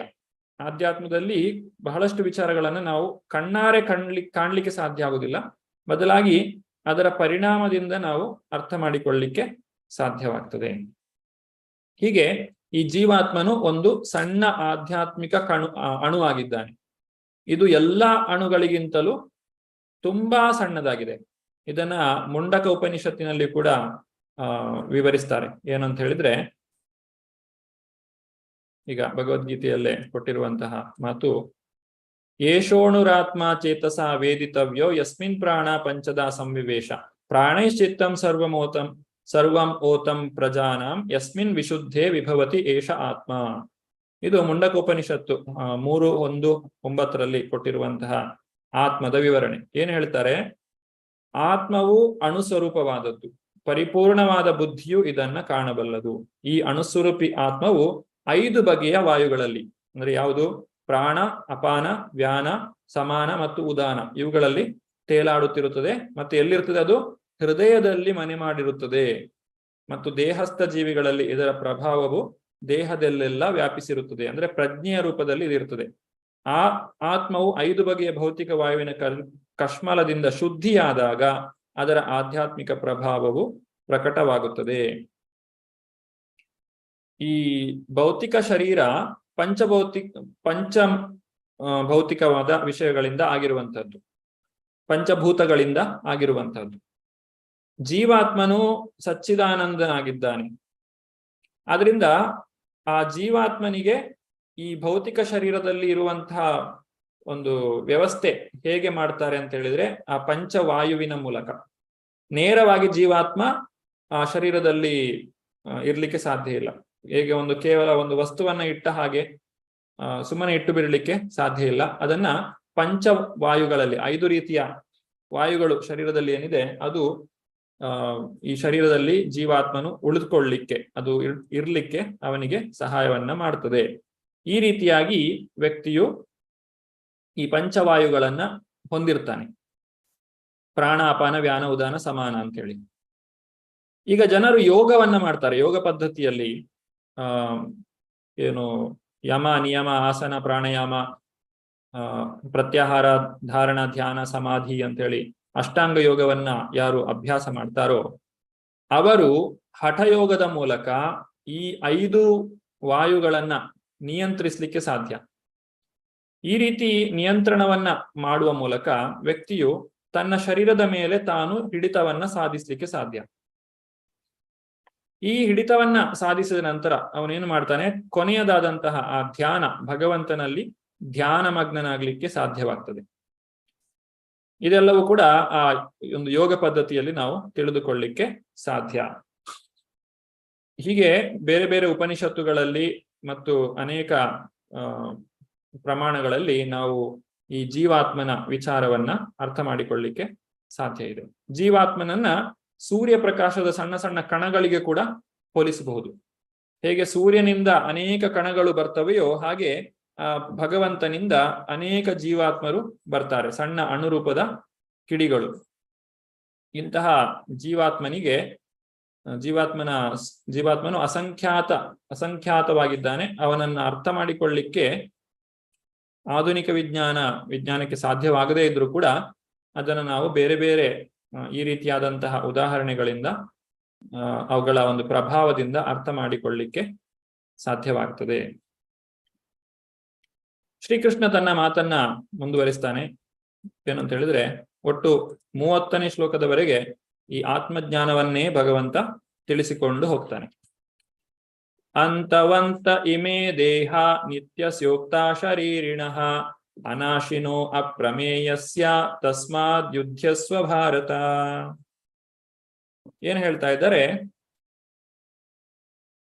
ಅವಿನಾಶಿಯು ಅಳತೆಗೆ ಸಿಕ್ಕದಿರುವುದು ನಿತ್ಯವೂ ಆದ ಆತ್ಮನ ಐಹಿಕ ದೇಹವು ನಾಶವಾಗಲೇಬೇಕು. ಆದುದರಿಂದ ಭರತ ವಂಶಜನೇ, ಅರ್ಜುನನೇ ಯುದ್ಧ ಮಾಡು.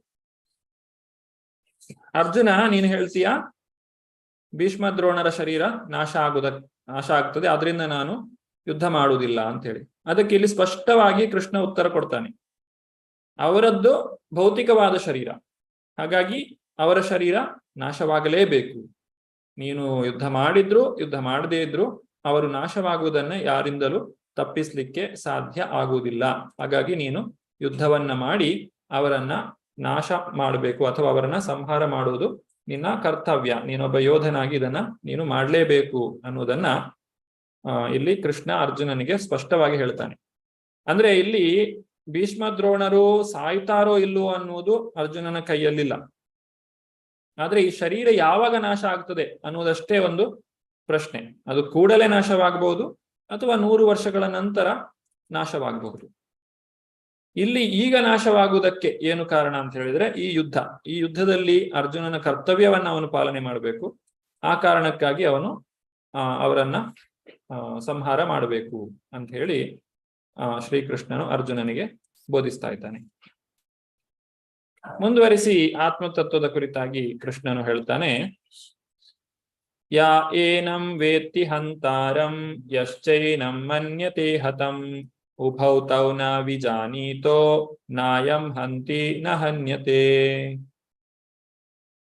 ಜೀವಿಯು ಕೊಲ್ಲುತ್ತಾನೆ ಎಂದು ಭಾವಿಸುವವನಿಗೂ ಅದು ಕೊಲ್ಲಲ್ಪಟ್ಟಿತು ಎಂದು ಭಾವಿಸುವವನಿಗೂ ತಿಳುವಳಿಕೆ ಇಲ್ಲ. ಏಕೆಂದರೆ ಆತ್ಮನು ಕೊಲ್ಲುವುದೂ ಇಲ್ಲ, ಕೊಲ್ಲಲ್ಪಡುವುದೂ ಇಲ್ಲ. ಈಗ ಸಾಮಾನ್ಯವಾಗಿ ಯಾರಾದ್ರೂ ಹೇಳ್ಬೋದು ಆತ್ಮನು ನಾಶವಾಯಿತು ಅಂತೇಳಿ.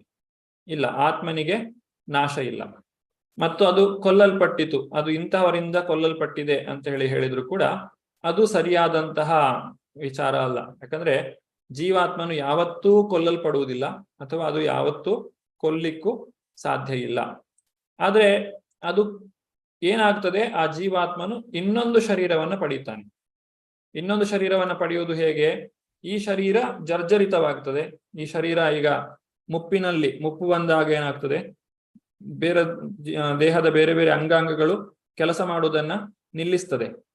ಹೀಗೆ ಕೆಲಸ ಮಾಡುವುದನ್ನ ನಿಲ್ಲಿಸಿದಾಗ ಆ ಶರೀರ ಮತ್ತೆ ಅದು ವ್ಯರ್ಥವಾಗ್ತದೆ. ಅದನ್ನು ನಾವು ಮತ್ತೆ ಬದಲಾಯಿಸಲೇಬೇಕು. ಈಗ ಒಂದು ಹಳೆಯದಾದ ಬಟ್ಟೆಯನ್ನ ನಾವು ಸ್ವಲ್ಪ ಸಮಯ ಉಪಯೋಗಿಸಬಹುದು, ಆದ್ರೆ ನಂತರ ಅದನ್ನು ಉಪಯೋಗಿಸ್ಲಿಕ್ಕೆ ಆಗದೇ ಇರುವ ಸ್ಥಿತಿ ಬಂದಾಗ ಅದನ್ನು ಮತ್ತೆ ನಾವು ತ್ಯಜಿಸಲೇಬೇಕಾಗ್ತದೆ. ಹಾಗೆ ಶರೀರ ಅದು ಮುಪ್ಪು ಬಂದ ನಂತರ ಅದರ ಒಂದು ಕೆಲಸ ಕಾರ್ಯಕ್ಷಮತೆ ಕಡಿಮೆಯಾದ ಹಾಗೆ ಅದು ಮತ್ತೆ ಮುಂದಕ್ಕೆ ನಾಶವಾಗಿ ಹೋಗುವಂತಹದ್ದು. ಅದು ಶಾಶ್ವತವಾಗಿ ಉಳಿಲಿಕ್ಕೆ ಸಾಧ್ಯ ಇಲ್ಲ. ಹೀಗೆ ಜೀವಾತ್ಮನು ಶರೀರವನ್ನ ಬದಲಾಯಿಸ್ತಾನೆ. ಅದರ ಅರ್ಥ ನಾವು ಹಿಂಸೆಯನ್ನ ಮಾಡಬೇಕು ಅಥವಾ ವಧೆಯನ್ನ ಮಾಡಬೇಕು ಅಂತಲ್ಲ. ಅರ್ಜುನನ ಯೋಧನಾಗಿರುವ ಕಾರಣ ಇಲ್ಲಿ ಕೃಷ್ಣನು ಈ ಮಾತುಗಳನ್ನ ಹೇಳ್ತಾ ಇರುವಂತಹದ್ದು. ಹೀಗೆ ಅರ್ಜುನನಿಗೆ ಶ್ರೀಕೃಷ್ಣನು ಮುಂದುವರಿಸಿ ಹೇಳ್ತಾನೆ, ನ ಜಾಯತೆ ಮ್ರಿಯತೆ ವಾ ಕದಾಚಿನ್ ನಾಯಂ ಭೂತ್ವಾ ಭವಿತಾ ವಾ ನ ಭೂಯಃ ಅಜೋ ನಿತ್ಯ ಶಾಶ್ವತೋಯಂ ಪುರಾಣೋ ನ ಹನ್ಯತೆ ಹನ್ಯಮಾನೇ ಶರೀರೇ. ಇಲ್ಲಿ 6 ರೀತಿಯಾದಂತಹ ಶರೀರದ ಒಂದು ಬದಲಾವಣೆಗಳನ್ನ ನಾವು ತಿಳ್ಕೊಳ್ಬಹುದು. ಆತ್ಮಕ್ಕೆ ಯಾವಾಗಲೂ ಹುಟ್ಟು ಎನ್ನುವುದಿಲ್ಲ, ಸಾವು ಎನ್ನುವುದಿಲ್ಲ. ಅದು ಹಿಂದೆ ಹುಟ್ಟಿದ್ದಿಲ್ಲ, ಈಗ ಹುಟ್ಟಿ ಬರುವುದಿಲ್ಲ, ಮುಂದೆ ಹುಟ್ಟುವುದೂ ಇಲ್ಲ. ಅದು ಜನ್ಮರಹಿತವಾದದ್ದು, ನಿತ್ಯವಾದದ್ದು, ಶಾಶ್ವತವಾದದ್ದು, ಪುರಾತನವಾದದ್ದು. ದೇಹವನ್ನು ಕೊಂದಾಗ ಅದು ಸಾಯುವುದಿಲ್ಲ. ಈ ಶರೀರಕ್ಕೆ ಬೇರೆ ಬೇರೆ ರೀತಿಯಾದಂತಹ ಬದಲಾವಣೆಗಳಿರ್ತವೆ. ಯಾವುದೇ ಒಂದು ಜೀವಿ ಅಂತ ಹೇಳಿ ಬಂದಾಗ ಮೊದಲು ಆ ಜೀವಿಯು ಹುಟ್ಟನ್ನ ಪಡೀತದೆ. ಅಂದ್ರೆ ಜೀವಿ ಹುಟ್ಟುತ್ತದೆ, ಆಮೇಲೆ ಅದು ಅಸ್ತಿತ್ವವನ್ನ ಪಡೀತದೆ, ಅಥವಾ ಅಸ್ತಿತ್ವವನ್ನು ಪಡೆದ ನಂತರ ಹುಟ್ಟುತ್ತದೆ, ಜನ್ಮವನ್ನ ಪಡೀತದೆ. ಹಾಗೆ ಜನ್ಮವನ್ನ ಪಡೆದಂತಹ ವ್ಯಕ್ತಿ ಬೆಳೆಯುತ್ತಾನೆ, ಶರೀರವು ಬೆಳೆದು ದೊಡ್ಡದಾಗ್ತದೆ.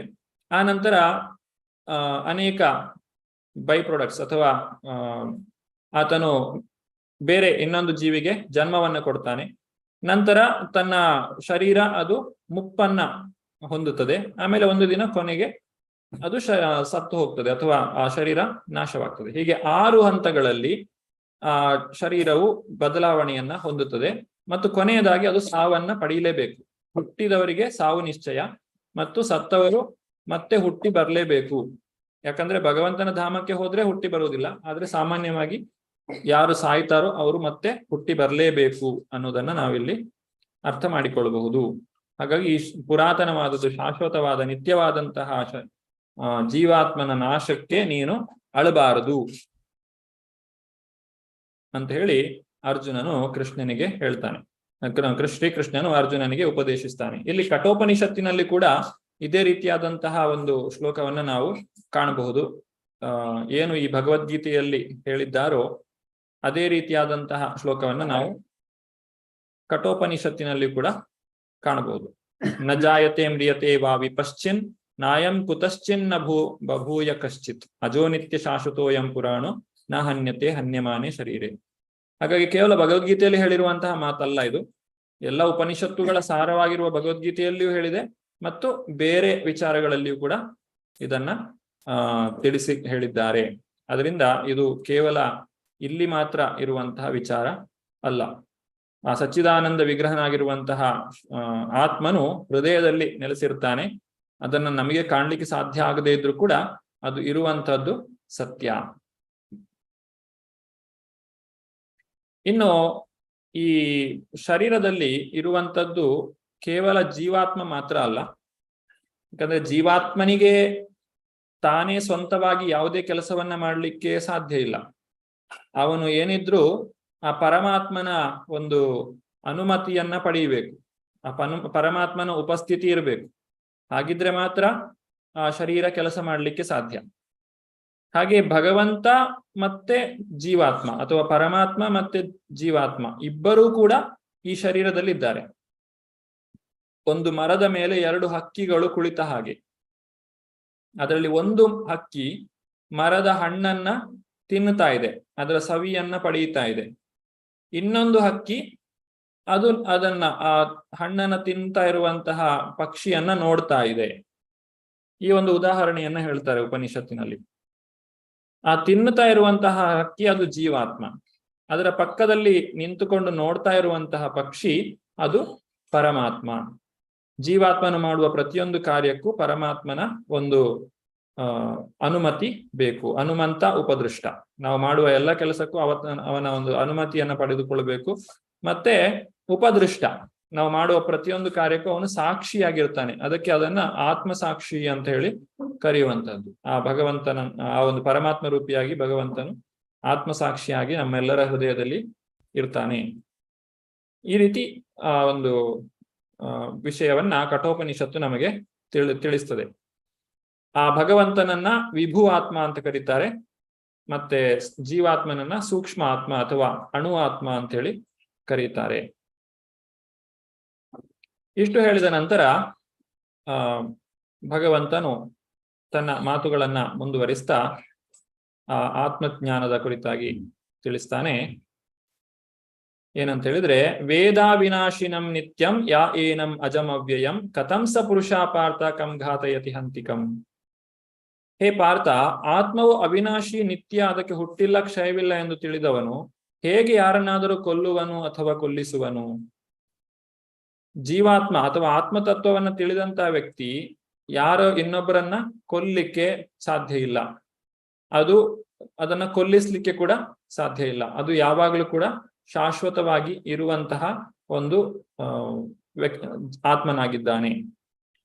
ಈ ರೀತಿ ಆ ಒಂದು ಮಾತು ಏನಿದೆ ಶ್ರೀಕೃಷ್ಣನು ಅರ್ಜುನನಿಗೆ ಹೇಳುವಂಥದ್ದು, ಇದನ್ನು ನಾವು ಅರ್ಥ ಮಾಡಿಕೊಳ್ಬಹುದು. ಇಲ್ಲಿ ಯುದ್ಧ ಆಗ್ತಾ ಇದೆ ಅಂತ ಹೇಳಿದ್ರೆ ಮಾತ್ರಕ್ಕೆ ಇಲ್ಲಿ ಹಿಂಸೆ ನಡೀತಾ ಇದೆ ಅಂತ ಅಲ್ಲ. ಇಲ್ಲಿ ಹೇಳಿರುವಂತಹ ಶ್ರೀಕೃಷ್ಣನು ಅರ್ಜುನನಿಗೆ ಹೇಳ್ತಾ ಇರುವಂತಹ ಮಾತು ಅದು ಯುದ್ಧವನ್ನ ಮಾಡಿ ಧರ್ಮವನ್ನ ಸಂಸ್ಥಾಪನೆ ಮಾಡಬೇಕು ಅಂತ ಹೇಳಿ.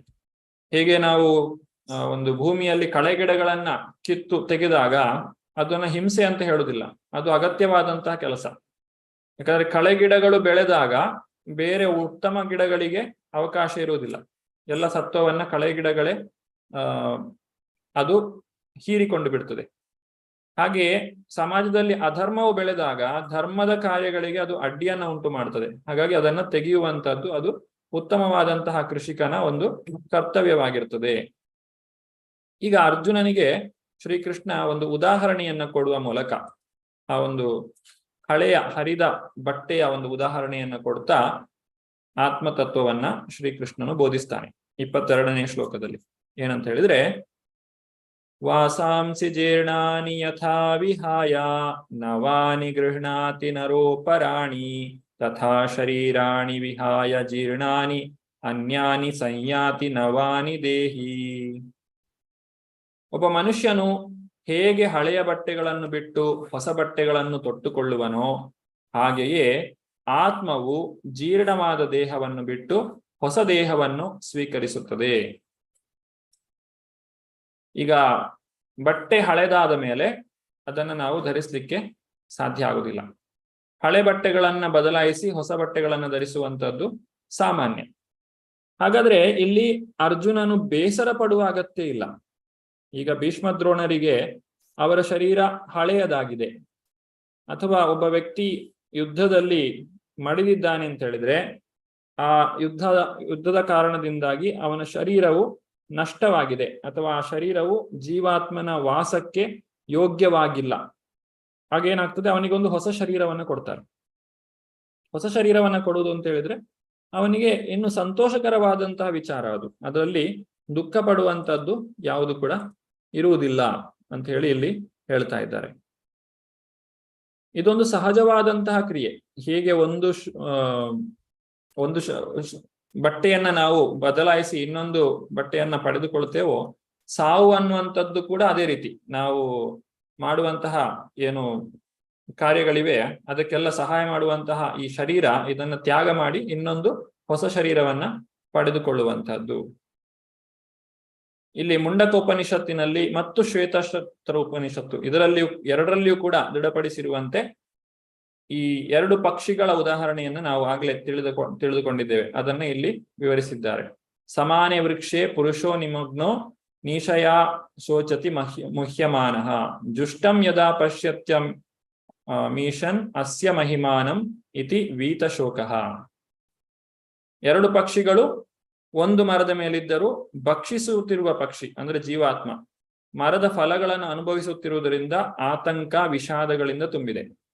ಆದರೆ ಹೇಗಾದರೂ ಅದು ಭಗವಂತನಾದ ತನ್ನ ಮಿತ್ರನತ್ತ ಮುಖ ಮಾಡಿದರೆ, ಭಗವಂತನ ಮಹಿಮೆಯನ್ನು ತಿಳಿದುಕೊಂಡರೆ ಕೂಡಲೇ ಕಷ್ಟಪಡುತ್ತಿರುವ ಪಕ್ಷಿಯು ಎಲ್ಲ ದುಃಖಗಳಿಂದ ಪಾರಾಗುತ್ತದೆ.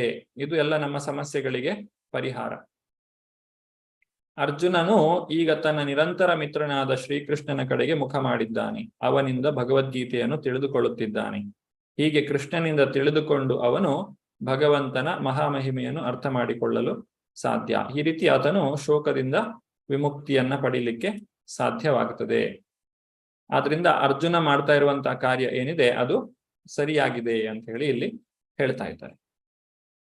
ಈಗ ಅರ್ಜುನನಿಗೆ ಭಗವಂತ ಈ ಜೀವಾತ್ಮನ ಲಕ್ಷಣಗಳನ್ನ ಹೇಳಲಿಕ್ಕೆ ಶುರು ಮಾಡ್ತಾನೆ. ಇಷ್ಟರವರೆಗೆ ಜೀವಾತ್ಮ ಇರುವುದರಿಂದಾಗಿ ಶರೀರ ನಾಶ ಆದ್ರೂ ಕೂಡ ದುಃಖ ಪಡುವ ಅಗತ್ಯ ಇಲ್ಲ ಅಂತಷ್ಟೇ ಹೇಳಿದ್ದು. ಆದ್ರೆ ಇನ್ನು ಮುಂದೆ ಈ ಶರೀರದ ರಚನೆ ಅಥವಾ ಈ ಜೀವಾತ್ಮನ ಒಂದು ಲಕ್ಷಣಗಳು ಏನು ಅಂತ ಹೇಳಿ ಒಂದೊಂದಾಗೆ ಶ್ರೀಕೃಷ್ಣನು ಹೇಳ್ತಾ ಹೋಗ್ತಾನೆ. ಏನಂತ ಹೇಳಿದ್ರೆ, ನೈನಂ ಚಿಂದಂತಿ ಶಸ್ತ್ರಾಣಿ ನೈನಂ ದಹತಿ ಪಾವಕಃ ನ ಚೈನಂ ಕ್ಲೇದಯಂತ್ಯಾಪೋ ನ ಶೋಷಯತಿ ಮಾರುತಃ. ನೈನಂ ಚಿಂದಂತಿ ಶಸ್ತ್ರಾಣಿ ಅಂದ್ರೆ ಆತ್ಮನನ್ನು ಶಸ್ತ್ರಗಳು ಕತ್ತರಿಸಲಾರವು, ಅಗ್ನಿಯು ಸುಡಲಾರದು, ನೀರು ನೆನೆಯಿಸಲಾರದು ಮತ್ತು ಗಾಳಿಯು ಒಣಗಿಸಲಾರದು. ಇದು ಬಹಳ ವಿಚಿತ್ರವಾದಂತಹ ಒಂದು ವಸ್ತು ಜೀವಾತ್ಮ ಅಂತ ಹೇಳಿದ್ರೆ. ಆ ಜೀವಾತ್ಮನನ್ನ ಈ ಪ್ರಪಂಚದ ಯಾವುದೇ ವಸ್ತುವಿನಿಂದ ಮಾಡಲ್ಪಟ್ಟಿಲ್ಲ. ಹಾಗಾಗಿ ಈ ಪ್ರಪಂಚದ ಯಾವುದೇ ಆಯುಧವು ಕೂಡ ಅದನ್ನ ನಾಶ ಮಾಡಲಿಕ್ಕೆ ಸಾಧ್ಯ ಇಲ್ಲ. ಈ ಪ್ರಪಂಚದಾದ್ಯಂತ ಪೂರ್ತಿಯಾಗಿ ನಾವು ಹುಡುಕಿದ್ರು ಸಿಗುವಂತದ್ದು 5 ವಸ್ತು.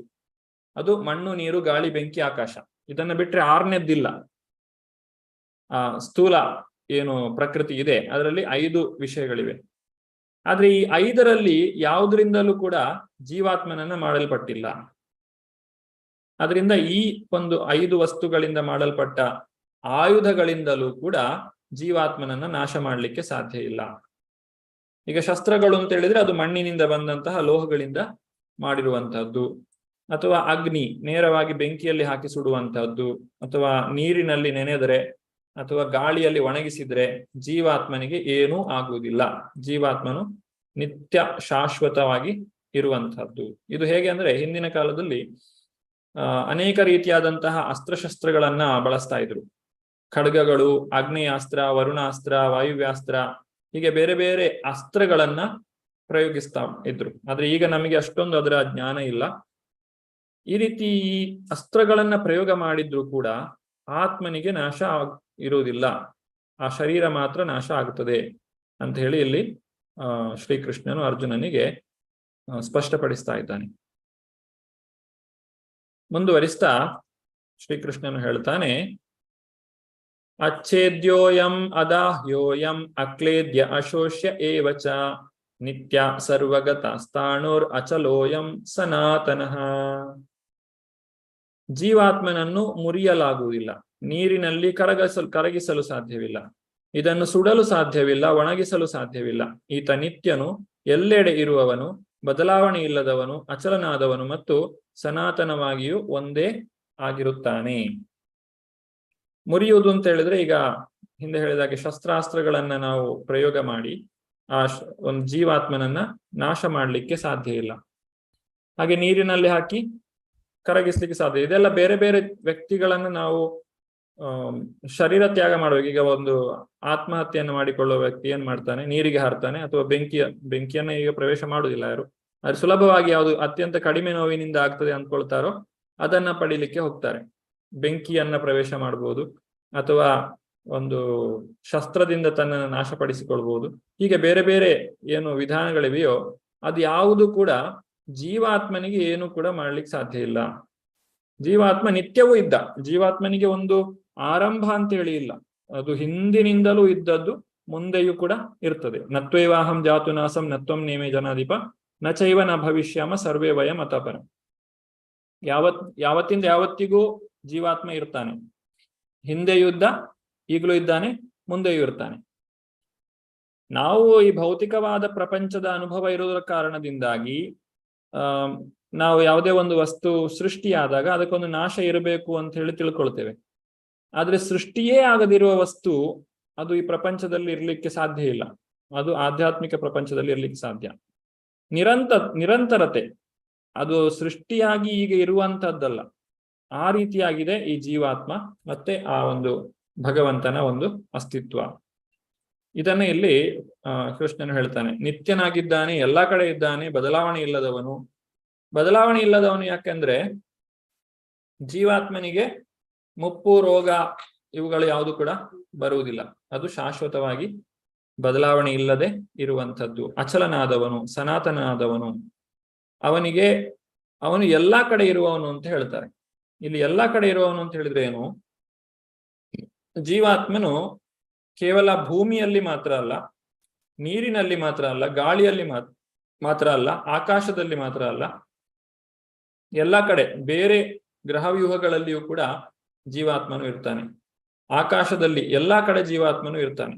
ಏನು ವಿಜ್ಞಾನಿಗಳು ಹೇಳ್ತಾರೆ ಬೇರೆ ಗ್ರಹಗಳಲ್ಲಿ ಜೀವಿಗಳು ಇಲ್ಲ ಅಂತ ಹೇಳಿ, ಅದು ನಮ್ಮ ಕಣ್ಣಿಗೆ ಕಾಣುವುದಿಲ್ಲ ಅಷ್ಟೇ, ನಮಗೆ ಅದನ್ನ ಕಾಣುವಂತಹ ಶಕ್ತಿ ಇಲ್ಲ. ಆದ್ರೆ ನಿಜವಾಗಿ ಸರ್ವಗತಃ ಸೂರ್ಯನಲ್ಲಿಯೂ ಕೂಡ ಜೀವಾತ್ಮ ಇದ್ದಾನೆ. ಸೂರ್ಯನಲ್ಲಿರುವಂತಹ ಆತ್ಮ ಅಥವಾ ವ್ಯಕ್ತಿ ಯಾರು ಅಂತ ಹೇಳಿದ್ರೆ ವಿವಸ್ವಾನ್. ಆ ವಿವಸ್ವಾನನ ಮಗನೇ ವೈವಸ್ವತ. ಆ ವೈವಸ್ವತ ಮನು, ಅವನ ಹೆಸರಿನಿಂದಲೇ ಇಲ್ಲಿ ಈ ಒಂದು ಮನ್ವಂತರಕ್ಕೆ ವೈವಸ್ವತ ಮನು ಅಂತ ಹೇಳಿ ಹೆಸರು ಬಂದಿರುವಂತಹದ್ದು. ಹಾಗಾದ್ರೆ ಸೂರ್ಯ ದೇವ ಎಲ್ಲಿದ್ದಾನೆ? ಸೂರ್ಯ ಗ್ರಹದಲ್ಲಿದ್ದಾನೆ. ಹಾಗಾದ್ರೆ ಸೂರ್ಯನ ಅಷ್ಟು ಬಿಸಿಲು ಅಥವಾ ಅಷ್ಟೊಂದು ಬಿಸಿ ಇದ್ರೂ ಕೂಡ ಅದರಲ್ಲಿ ಜೀವಿಗಳು ವಾಸ ಮಾಡಲಿಕ್ಕೆ ಸಾಧ್ಯ ಇದೆ. ಅದನ್ನ ನಮಗೆ ಅರ್ಥ ಮಾಡಿಕೊಳ್ಳಿಕ್ಕೆ ಅಥವಾ ನಮಗೆ ಕಾಣುವಂತಹ ಶಕ್ತಿ ಇಲ್ಲ. ಆದ್ರೆ ಜೀವಾತ್ಮನು ಎಲ್ಲ ಕಡೆ ಇದ್ದಾನೆ. ಸರ್ವಗತಃ ಅಂತ ಹೇಳಿ ಹೇಳುವುದಕ್ಕೆ ಇದೇ ಕಾರಣವಾಗಿದೆ. ಶಾಶ್ವತವಾಗಿ ಸರ್ವಗತ, ಎಲ್ಲ ಕಡೆ ಇರುವಂತಹ ವ್ಯಕ್ತಿ. ಆದ್ರೆ ಅವನು ನಮ್ಮ ಕಣ್ಣಿಗೆ ಕಾಣುವುದಿಲ್ಲ. ಅದಕ್ಕೆ ಅವನನ್ನ ಅವ್ಯಕ್ತ ಅಂತ ಹೇಳಿ ಕರೀತಾರೆ ಜೀವಾತ್ಮನನ್ನ.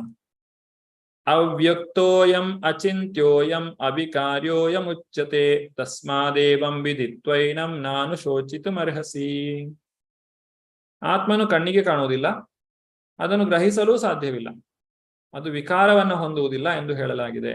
ಇದನ್ನು ತಿಳಿದು ನೀನು ದೇಹಕ್ಕಾಗಿ ದುಃಖ ಪಡಬಾರದು. ದೇಹವು ನಾಶವಾಗಲೇಬೇಕು, ಆತ್ಮನಾಶವಾಗ್ಲಿಕ್ಕೆ ಸಾಧ್ಯ ಇಲ್ಲ. ನೀನು ನಿನ್ನ ಕರ್ತವ್ಯವನ್ನ ಮಾಡಿ ಯುದ್ಧವನ್ನ ಪೂರ್ಣಗೊಳಿಸು. ಈ ರೀತಿಯಾಗಿ ಅರ್ಜುನನಿಗೆ ಶ್ರೀಕೃಷ್ಣನು ಹೇಳ್ತಾ ಇದ್ದಾನೆ. ಸಾಮಾನ್ಯವಾದಂತಹ ಜೀವಾತ್ಮನನ್ನ ಸಾಮಾನ್ಯರಿಗೆ ಕಾಣ್ಲಿಕ್ಕೆ ಆಗುದಿಲ್ಲ. ನಮ್ಮ ಭೌತಿಕವಾದಂತಹ ಏನು ಶರೀರ ಇದೆ, ಇದಕ್ಕೆ ಜೀವಾತ್ಮನನ್ನ ಅರ್ಥ ಮಾಡಿಕೊಳ್ಳಿಕ್ಕೆ ಸಾಧ್ಯ ಇಲ್ಲ. ನಮ್ಮ ಚರ್ಮಚಕ್ಷುವಿನಿಂದ ಜೀವಾತ್ಮನನ್ನ ಕಾಣ್ಲಿಕ್ಕೆ ಸಾಧ್ಯ ಇಲ್ಲ. ಈ ರೀತಿಯಾಗಿ ನಾವು ಈ ಆತ್ಮನನ್ನ ತಿಳ್ಕೊಳ್ಬೇಕು. ಇಷ್ಟೆಲ್ಲ ಹೇಳಿದ ಮೇಲೆ ಶ್ರೀಕೃಷ್ಣ ತನ್ನ ಒಂದು ಮಾತಿನ ಧಾಟಿಯನ್ನ ಬದಲಾಯಿಸ್ತಾನೆ. ಈಗ ಅರ್ಜುನ ಇನ್ನೊಂದು ರೀತಿಯಲ್ಲಿ ಹೇಳಬಹುದು. ಏನಂತ ಹೇಳಿದ್ರೆ, ಒಂದು ವೇಳೆ ನಾನು ಆತ್ಮ ನಾಶ ಆಗ್ತದೆ ಅಂತ ಹೇಳಿ ತಿಳ್ಕೊಂಡ್ರೆ ಆದ್ರೂ ದುಃಖಕ್ಕೆ ಕಾರಣ ಇಲ್ಲ. ಒಂದು ವೇಳೆ ಆತ್ಮ ನಾಶ ಆಗ್ತದೆ, ನಿಜವಾಗಿ ಆತ್ಮಕ್ಕೆ ನಾಶ ಇಲ್ಲ, ಅದಕ್ಕೆ ಬಹಳಷ್ಟು ಪುರಾವೆಗಳನ್ನ ಕೃಷ್ಣ ಅರ್ಜುನನಿಗೆ ನೀಡಿದ್ದಾನೆ. ಅರ್ಜುನ, ನೀನು ಒಂದು ವೇಳೆ ಆತ್ಮಕ್ಕೆ ನಾಶ ಇದೆ ಅಂತ ಹೇಳಿ ತಿಳ್ಕೊಂಡ್ರೂ ಕೂಡ ಯುದ್ಧ ಮಾಡದೇ ಇರ್ಲಿಕ್ಕೆ ಕಾರಣ ಇಲ್ಲ. ಏನದು? ಅದು ಇನ್ನೊಂದು ರೀತಿಯಲ್ಲಿ ವಾದ ಮಾಡುವಂತಹ ವಿಧಾನ. ಹೇಗೆಂದ್ರೆ, ನೀವು ಹೇಳಿದ್ದೇ ಸರಿಯಾದ್ರೂ ಕೂಡ ನಾನು ಹೇಳಿದ ನಿರ್ಣಯವೇ ಸರಿ. ಈ ರೀತಿಯಾಗಿ ಕೃಷ್ಣ ಅರ್ಜುನನಲ್ಲಿ ವಾದ ಮಾಡ್ತಾನೆ. ಅಥ ಚೈನಂ ನಿತ್ಯಜಾತಂ ನಿತ್ಯಂ ವಾ ಮನ್ಯಸೇ ಮೃತಂ ತಥಾಪಿ ತ್ವಂ ಮಹಾಬಾಹೋ ನೈನಂ ಶೋಚಿತುಮರ್ಹಸಿ. ಆತ್ಮ ಅಂದ್ರೆ ಜೀವದ ಲಕ್ಷಣ ಯಾವುದು ಯಾವಾಗಲೂ ಹುಟ್ಟುತ್ತಿರುವುದೆಂದು ಯಾವಾಗಲೂ ಸಾಯುತ್ತಿರುವುದೆಂದು ನೀನು ಭಾವಿಸಿದರೂ ಮಹಾಬಾಹುವೆ, ನೀನು ಶೋಕಿಸಲು ಕಾರಣವಿಲ್ಲ. ಒಂದು ವೇಳೆ ಅರ್ಜುನ, ನೀನು ಆತ್ಮ ಹುಟ್ಟುತ್ತದೆ, ಆತ್ಮವೂ ಕೂಡ ನಾಶವಾಗ್ತದೆ, ಆತ್ಮನಿಗೆ ಅಸ್ತಿತ್ವ ಇಲ್ಲ, ಶಾಶ್ವತವಾದ ಅಸ್ತಿತ್ವ ಇಲ್ಲ ಅಂತ ಹೇಳುವುದಾದ್ರೆ ಅದನ್ನ ಆ ರೀತಿಯಲ್ಲಿ ನೋಡಿದ್ರು ಕೂಡ ನೀನು ಯುದ್ಧವನ್ನ ಮಾಡದೇ ಇರ್ಲಿಕ್ಕೆ ಸಾಧ್ಯ ಇಲ್ಲ. ಇದನ್ನ ಎರಡು ರೀತಿಯಾಗಿ ಹೇಳ್ತಾರೆ. ಎರಡು ರೀತಿಯಾದಂತಹ ಜನರಿರ್ತಾರೆ. ಇವರನ್ನ ಲೋಕಾಯತಿಕರು ಮತ್ತು ವೈಭಾಷಿಕರು ಅಂತ ಹೇಳಿ ಹೇಳ್ತಾರೆ. ಇದು ಎರಡು ತತ್ವಶಾಸ್ತ್ರ. ಹೇಗೆ ಅಂತ ಹೇಳಿದ್ರೆ, ಈ ಲೋಕಾಯತಿಕರು ಇವರು ಹೇಗೆ ಅಂತ ಹೇಳಿದ್ರೆ, ಈ ಜೀವಾತ್ಮನು ನಾಶವನ್ನ ಹೊಂದುತ್ತಾನೆ ಅಂತ ಹೇಳಿ ತಿಳ್ಕೊಳ್ಳುವಂತವರು. 26ನೇ ಶ್ಲೋಕದಲ್ಲಿ ಇದನ್ನು ನಾವು ಕಾಣಬಹುದು. ಲೋಕಾಯತಿಕರ ಪ್ರಕಾರ ಈ ಆತ್ಮನೂ ಕೂಡ ಒಂದು ದಿನ ನಾಶವಾಗಿ ಹೋಗುತ್ತಾನೆ. ಇನ್ನು ವೈಭಾಷಿಕರು ಅಂತ ಹೇಳುವ ಪ್ರಕಾರ ಅವರಿಗೆ ಜೀವಾತ್ಮನ ಅಸ್ತಿತ್ವದಲ್ಲಿ ನಂಬಿಕೆ ಇಲ್ಲ, ಅಥವಾ ಜೀವಾತ್ಮನು ಶಾಶ್ವತವಾಗಿರುವವನು ಅಂತ ಹೇಳಿ ಅವರು ತಿಳ್ಕೊಳ್ಳೋದಿಲ್ಲ. ಈ ರೀತಿಯಾಗಿ ಲೋಕಾಯತಿಕರು ಮತ್ತೆ ವೈಭಾಷಿಕರ ಒಂದು ವಾದವನ್ನ ಇಲ್ಲಿ ಕೃಷ್ಣನು ಅರ್ಜುನನ ಮುಂದೆ ಇಡ್ತಾನೆ. ಯಾಕೆ ಈ ರೀತಿಯಾಗಿ ಕೃಷ್ಣ ಹೇಳ್ತಾನೆ?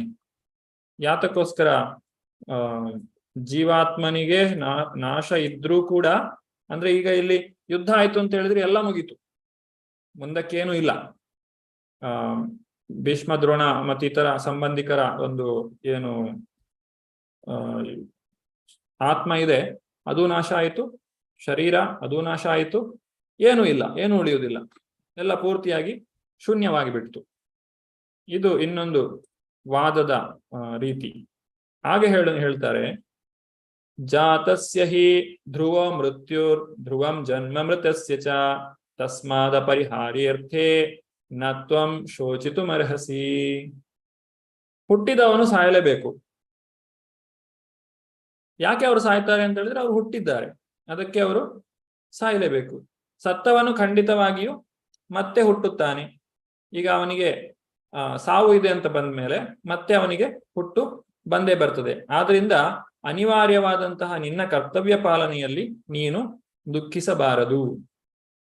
ಒಂದು ವೇಳೆ ಆ ಜೀವಾತ್ಮನು ಸಾಯ್ತಾನೆ ಅಂತ ಹೇಳಿದ್ರೆ, ಯಾಕೆ ಆ ಜೀವಾತ್ಮನು ಹುಟ್ಟನ್ನ ಪಡೆದಿದ್ದಾನೆ, ಹಾಗಾಗಿ ಅವನು ಸಾಯಲೇಬೇಕು. ಅದು ಆ ಸಾವು ಅನ್ನುವಂಥದ್ದು ಹುಟ್ಟಿನ ಜೊತೆಗೆ ಬರುವಂತಹದ್ದು. ಹಾಗಾಗಿ ನೀನು ಅದಕ್ಕೆ ಚಿಂತೆ ಮಾಡುವಂತಹ, ವ್ಯಥೆ ಪಡುವಂತಹ ಅವಶ್ಯಕತೆ ಇಲ್ಲ. ಯಾಕಂದ್ರೆ ಹುಟ್ಟು ಸಾವು ಅದು ಒಂದು ಚಕ್ರದ ನಂತರ ಇನ್ನೊಂದು ಚಕ್ರದ ಹಾಗೆ, ಒಂದು ಚಕ್ರದ ಹಾಗೆ, ಒಂದಾದ ನಂತರ ಒಂದು ಅದು ತಿರುಗುತ್ತಾ ಇರುವಂತಹದ್ದು, ಇದು ನಡೀತಾ ಇರುವಂತಹದ್ದು. ಹಾಗಾಗಿ ಈ ಸಾವಿಗೋಸ್ಕರ ನೀನು ಚಿಂತೆ ಮಾಡುವಂತಹ ಅಗತ್ಯ ಇಲ್ಲ ಅಂತ ಹೇಳಿ ಇಲ್ಲಿ ಅರ್ಜುನನಿಗೆ ಕೃಷ್ಣನು ಹೇಳ್ತಾನೆ. ಮತ್ತು ಇನ್ನೊಂದು ಜೀವಾತ್ಮನ ಲಕ್ಷಣ ಏನು ಅಂತ ಹೇಳಿದ್ರೆ, ಜೀವಾತ್ಮ ಕೆಲವೊಮ್ಮೆ ಕಾಣಿಸಿಕೊಳ್ತಾನೆ, ಕೆಲವೊಮ್ಮೆ ಕಾಣಿಸಿಕೊಳ್ಳುವುದಿಲ್ಲ. ಅದನ್ನೇ ಇಲ್ಲಿ ಹೇಳೋದು, ಅವ್ಯಕ್ತಾದೀನಿ ಭೂತಾನಿ ವ್ಯಕ್ತ ಮಧ್ಯಾನಿ ಭಾರತ ಅವ್ಯಕ್ತ ನಿಧನಾನ್ಯೇವ ತತ್ರಕಾ ಪರಿದೇವನ. ಹುಟ್ಟುವ ಮೊದಲು ಜೀವಾತ್ಮ ಅವ್ಯಕ್ತನಾಗಿರ್ತಾನೆ. ಅಂದ್ರೆ ಸೃಷ್ಟಿಯಾದ ಎಲ್ಲ ಜೀವಿಗಳು ಮೊದಲು ಕಾಣಿಸುವುದಿಲ್ಲ. ಅಂದ್ರೆ ನಾವು ಈಗ ತಾಯಿಯ ಗರ್ಭದಿಂದ ಹುಟ್ಟುವಂತಹದ್ದು ಅಥವಾ ಶರೀರವನ್ನ ಪಡೆಯುವಂತಹದ್ದು. ಆದ್ರೆ ಅದಕ್ಕಿಂತ ಹಿಂದೆ ನಾವು ಅವ್ಯಕ್ತ ಸ್ಥಿತಿಯಲ್ಲಿ ಇರ್ತೇವೆ. ಆ ಜೀವಾತ್ಮ ಅವ್ಯಕ್ತ ಸ್ಥಿತಿಯಲ್ಲಿ ಇರುವಂತಹದ್ದು. ಮಧ್ಯೆ ಕೆಲಕಾಲ ಕಾಣಿಸುತ್ತದೆ. ಯಾವಾಗ ಆ ಶರೀರ ಬಾಲ್ಯದಿಂದ ಯೌವನ ಮುಪ್ಪಿಗೆ ಬಂದು ಸಾವನ್ನ ಪಡೆಯುವ ತನಕ ಆ ಮಧ್ಯದಲ್ಲಿ ಸ್ವಲ್ಪ ಸಮಯ ಕಾಣಿಸ್ತದೆ. ಆಮೇಲೆ ಮತ್ತೆ ನಾಶ ಆದ್ಮೇಲೆ, ಅಂದ್ರೆ ಒಮ್ಮೆ ಶರೀರವನ್ನ ತ್ಯಾಗ ಮಾಡಿದ್ಮೇಲೆ ಮತ್ತೆ ಕಾಣದೇ ಆಗುತ್ತದೆ, ಮತ್ತೆ ಕಾಣಿಸುವುದಿಲ್ಲ. ಇದು ಸಹಜವಾದ ಪ್ರಕ್ರಿಯೆ ಅರ್ಜುನ, ಇದು ಶಾಶ್ವತವಾಗಿ ಇರುವಂತಹದ್ದಲ್ಲ. ಹಾಗಾಗಿ ನೀನು ಯಾತಕ್ಕೋಸ್ಕರ ಶೋಕವನ್ನ ಪಡ್ತಾ ಇದ್ದೀಯಾ ಅಂತ ಹೇಳಿ ಇಲ್ಲಿ ಅರ್ಜುನನು ಶ್ರೀಕೃಷ್ಣನು ಅರ್ಜುನನಿಗೆ ಪ್ರಶ್ನೆ ಮಾಡ್ತಾ ಇದ್ದಾನೆ. ಇದನ್ನ ಯಾರಾದ್ರೂ ಅರ್ಥ ಮಾಡಿಕೊಂಡಾಗ ಅವರು ಯಾಕೆ ಶೋಕವನ್ನ ಪಡೆಯಬೇಕು, ಯಾಕೆ ಈ ರೀತಿಯಾಗಿ ತಿಳ್ಕೊಳ್ಬೇಕು? ಅಂದ್ರೆ ಆತ್ಮದ ಅಸ್ತಿತ್ವವನ್ನ ನಂಬುವವರ ವಿಷಯವನ್ನು, ನಂಬದೇ ಇರುವವರ ವಿಷಯವನ್ನು ಇಲ್ಲಿ ಶ್ರೀಕೃಷ್ಣನು ಸ್ಪಷ್ಟಪಡಿಸ್ತಾ ಇದ್ದಾನೆ. ಆತ್ಮನು ಕೆಲವೊಮ್ಮೆ ಕಾಣಿಸಿಕೊಳ್ತಾನೆ, ಕೆಲವೊಮ್ಮೆ ಕಾಣಿಸಿಕೊಳ್ಳುವುದಿಲ್ಲ. ಇದರ ಬಗ್ಗೆ ನೀನು ಶೋಕ ಪಡುವುದು ಯಾಕೆ? ಈ ರೀತಿ ನೀನು ಒಂದು ವೇಳೆ ನಾಸ್ತಿಕವಾದವನ್ನ ಒಪ್ಪಿಕೊಂಡ್ರೂ ಕೂಡ ನೀನು ಯುದ್ಧವನ್ನ ಮಾಡದೇ ಇರ್ಲಿಕ್ಕೆ ಸಾಧ್ಯ ಇಲ್ಲ. ನೀನು ಇಲ್ಲಿ ಏನು ಯುದ್ಧವನ್ನ ಮಾಡಬೇಕು ಅಂತ ಬಂದಿದ್ದೀಯೋ ಆ ಕರ್ತವ್ಯವನ್ನ ನೀನು ಮಾಡಲೇಬೇಕು. ಆತ್ಮ ನಾಶ ಆಗ್ತದೆ ಅಂತ ಹೇಳಿದ್ರು ಕೂಡ ಯುದ್ಧವು ನಡೆಯಲೇಬೇಕು.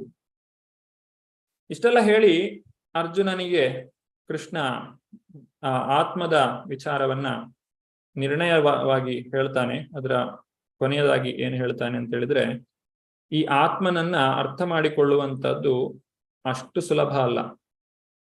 ಯಾಕಂದ್ರೆ ಆತ್ಮನನ್ನ ಅರ್ಥ ಮಾಡಿಕೊಳ್ಳಿಕ್ಕೆ ಅಂತೇಳಿ ಹೋದವರು ಅವರು ಯಾವ ರೀತಿಯಾದಂತಹ ನಿರ್ಣಯಕ್ಕೆ ಬಂದಿದ್ದಾರೆ?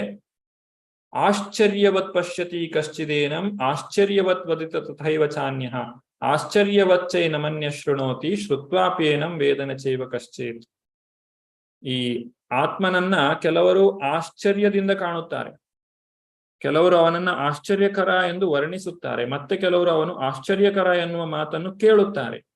ಇನ್ನು ಕೆಲವರಾದರೂ ಅವನ ವಿಷಯ ಕೇಳಿದರೂ ಒಂದಿಷ್ಟು ಅರ್ಥ ಮಾಡಿಕೊಳ್ಳಲಾರರು. ಆತ್ಮದ ಜ್ಞಾನವನ್ನ ತಿಳ್ಕೊಳ್ಬೇಕು ಅಂತ ಹೇಳಿದ್ರೆ ಒಬ್ಬ ವ್ಯಕ್ತಿಗೆ ಭಗವಂತನ ಅನುಗ್ರಹ ಇರಬೇಕು. ಹಾಗಿದ್ರೆ ಮಾತ್ರ ಈ ಆತ್ಮಜ್ಞಾನ ನಮಗೆ ಅರ್ಥ ಆಗ್ತದೆ. ಇಲ್ಲ ಅಂತ ಹೇಳಿದ್ರೆ ನಾವು ಎಷ್ಟೇ ಹೇಳಿದ್ರು ಕೂಡ ಆತ್ಮನ ಇರುವಿಕೆಯ ಬಗ್ಗೆ ನಮಗೆ ನಂಬಿಕೆ ಬರುವುದಿಲ್ಲ. ಅದರಿಂದ ನಾವು ಭಕ್ತಿಯನ್ನ ಮಾಡಬೇಕು. ಹರೇ ಕೃಷ್ಣ ಮಹಾಮಂತ್ರವನ್ನ ನಾವು ನಿತ್ಯವೂ ಜಪ ಮಾಡಿದಾಗ, ಭಗವಂತನ ಭಕ್ತಿ ಸೇವೆಯನ್ನ ನಾವು ಮಾಡಿದಾಗ ಆ ಆತ್ಮನ ಇರುವಿಕೆಯಲ್ಲಿ ನಮಗೆ ನಂಬಿಕೆಯು ಬರ್ತದೆ. ಆ ಆತ್ಮನ ಇರುವಿಕೆಯನ್ನು ನಾವು ಅರ್ಥ ಮಾಡಿಕೊಳ್ಳಿಕ್ಕೆ ಸಾಧ್ಯ. ಆತ್ಮನ ವಿಚಾರವನ್ನ ಕೇಳಿದವರು ಅಥವಾ ಕಂಡವರು ಅದನ್ನ ಕೇವಲ ಅದು ಅಮೇಝಿಂಗ್, ಆಶ್ಚರ್ಯಕರ, ಎಲ್ಲವೂ ಆಶ್ಚರ್ಯಕರ ಅಂತ ಹೇಳಿ ಹೇಳ್ತಾರೆ. ಯಾಕಂದ್ರೆ ನಾವು ಯಾವತ್ತೂ ಕಾಣದೇ ಇರುವಂತಹ ವಸ್ತು ಅದು. ಸಾಮಾನ್ಯವಾದ ಭೌತಿಕ ವಸ್ತುವಿಗೆ ಇರುವಂತಹ ಲಕ್ಷಣಗಳು ಅದಕ್ಕಿಲ್ಲ. ಅದರ ಲಕ್ಷಣಗಳೆಲ್ಲ ಪ್ರತ್ಯೇಕ, ಅದು ಬೇರೆನೇ ಆಗಿರ್ತದೆ.